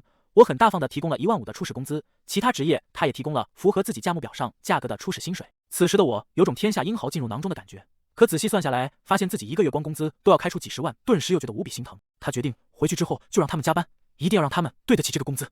他知道培养一个操控室代价很昂贵，但他不虚，他拥有潜力极高的地球人，容纳力90%的他们能高效率的发挥开发者远古的血统，只要自己能提供教学路线，这些人学起来一定不比那些拥有纯化基因的大家族子弟差。我定的回归日子是第3日的正午，他给了足够多时间让那些刚雇的员工和家里人道别，也给了自己足够时间和家人叙话。这次回归采购收获也是不错，30亿的订单，10亿元材料，估计很长一段时间自己都不用担心物资不足的问题了。玩家见我来了，一个个仿若松了口气一般，看到这表情我微微奇怪。这几个家伙开始来的时候玩得比谁都疯，被我训斥去酒店休息后半夜都会偷偷溜出来，玩心这么重，他原本还担心他们会依依不舍呢，结果居然一个个表现归心似箭的样子，什么情况？其实玩家们在第1天的时候的确玩得挺开心，第2天就慢慢觉得有些不对劲了，因为他们发现这里特么好像没有下线点呀。往常玩游戏的时候，线上累了便回基地睡着，然后直接下线，下线后会觉得非常疲劳，尤其是绿泰坦玩家，通常要睡个7、8小时才能缓过劲来。可在这边，当他们发现没有下线点的时候，一个个都懵逼了，这回不去咋办啊？想找领主的时候，领主又找不到，周围人又语言不通，顿时一个个急得如锅上的蚂蚁。收到回归消息后，几个玩家眼巴巴的等在这里，生怕错过后就被忘在这里。这游戏果然是个半成品啊，居然在任务中不设下线点，这特么一下3天不下线，谁受得了呀？不对，其实真要说的话，他们心里还真没太大疲劳感，贼特么诡异。因为当他们发现下不了线后，又由于玩得太累，所以一个个就在酒店里睡着了。结果第2天起来发现，居然神清气爽。他们几个都是虚拟游戏的常客，还从没见过一款游戏能在游戏里休息恢复精力的，这一定是催眠吧？几个玩家如此想到，定然是技术超越了世面，催眠了他们的神经，让他们觉得自己很精神的吧？要不怎么解释自己躺游戏舱里48小时了，既不累又不饿的？关于这个问题，几个玩家这2天私底下讨论了很多。学霸与女巫瓜认为应该是高端的神经催眠技术，这次任务应该也是展示技术成果。可这东西对人体到底有没有坏处，他们心中确实没底，因为地球联邦从来没有宣布过这种技术，也就是说，他们几个可能是试验品。想到这几个人，心中顿时有些惶恐起来。毕竟谁被关在游戏舱里3天都会惶恐的，也不知道现实世界自己的身体现在变成啥样了，不会虚脱成人干了吧？几人越想越害怕，一个个归心似箭，所以才会有看到领主到来时大松一口气的样子。幸好没有把他们丢在这里，这次完了以后，什么任务之类的一定要谨慎一点。回去之后就向评测公司举报，这么大个 bug 居然没测出来，这评测公司干什么吃的？见玩家到齐后，直接传送到了天神学校门外。而在学校外面，那些雇佣的员工也早早的在此等候着。我见众人来的都比约定的时间要早几个小时，暗自满意的点了点头。不愧是良家子弟，任了职后态度还是保持的不错，这便是从小良好家风教育的结果。哇，这些什么人？众玩家好奇道。哦，这便是领主手下的子民吗？泰坦战士赞达打量了一下那2个绿泰坦，眼睛一亮，暗道：好高品质的绿泰坦。这几个绿泰坦很显然用的是2级基因形成的异级生命体，虽然等级很低，但这出色的特征和肌肉表现都远超他的预期。这恐怕是领主基地里花了大代价培养过，用来展示实力的吧？赞达如此想到。在赞达惊叹玩家们的品质的时候，几个玩家也在惊叹赞达那充满力量感的身躯。我擦，干王围着对方转了好几圈道，这就是我们以后升了级后的模样吗？太他妈帅了！别说那几个绿泰坦玩家，连鱼女巫瓜这个开发者顿时都咽了口水。那6、7米高度，浑身爆炸性的肌肉和那强悍的气息，实在太让人着迷了。2个绿巨人一脸兴奋，想到自己之后也能变成这么威武的模样，顿时成不了机甲士的遗憾瞬间一扫而空。这种纯力量的战士才是他们男人的追求啊！机甲有个毛用，钢铁侠那么优秀，还不是被浩克按着打？这些是我雇佣来训练你们的辅导员，这一位泰坦战士是我为你们找的战斗训练总教官。我如此介绍道。哦，几人顿时兴奋起来，终于要接触战斗系统了吗？麻蛋，挖了几个月的矿，这游戏节奏还真不是一般的慢呀！辅导员们的资料回去之后，我会公布在资料板上。时间不早了，我们先回去吧。好的，好的。几个玩家连连点头。此时虽然他们心中也很想了解游戏新内容，但更关心自己现实中还有没有好好活着。地球 C 市的某个学校女寝内，正值中午，房间里突然一阵光亮闪过，游戏舱里一个戴着眼镜的面瘫女缓缓坐了起来。这女的面相很容易认出来，正是游戏里的鱼女巫瓜。在回到基地后，她第一时间便赶紧到节点选择了下线。女孩慢慢的坐起身来，深吸一口气，感受了一下全身，却发现并没有想象中那么糟糕，身体没有饥饿的感觉，也没有长时间不休息的头晕脑胀之感。相反，她甚至觉得精力无比充沛，心中暗道：难道是催眠的副作用？想到此，她从游戏舱里走了出来，走到衣柜的镜子面前，想通过气色来看看自己身体到底糟糕到什么地步了。毕竟神经会被催眠，身体却不会，身体的特质会很明显的反映出她真实的身体状况。但坐在镜子面前一照之后，女孩又愣住了。镜子里的她容光焕发，比平常看起来气色更好，一双眼睛即便摘下眼镜之后也无比明亮。这是什么情况？女孩揉了揉眼睛看着镜子，又拍了拍脸暗道，自己难道还在睡梦当中？也是了，肯定是游戏催眠太过，让自己大脑一时无法醒来，所以才会这样。可是睡梦中怎么醒来呢？掐大腿，哎呀，好疼！我说，你这2天去哪里了？就在她震惊为什么梦里会有这么真实痛感的时候，一个熟悉的声音传来：手机也不带，你家里人都打好几次电话了。女孩闻言望了过去，发生的是她一个宿舍的室友。他们学校现在的大学女生宿舍都是1人1卧制，室友听到动静来她房间确认是本人后，随即一副责怪的语气：我玩游戏忘时间了。女孩愣了一下，确认是现实之后，有些不好意思道，说着还指了指游戏仓道，才出来呢。但室友听了却一脸古怪：你认真的吗？咱们学校都断了2天电了，你拿什么在玩游戏？女孩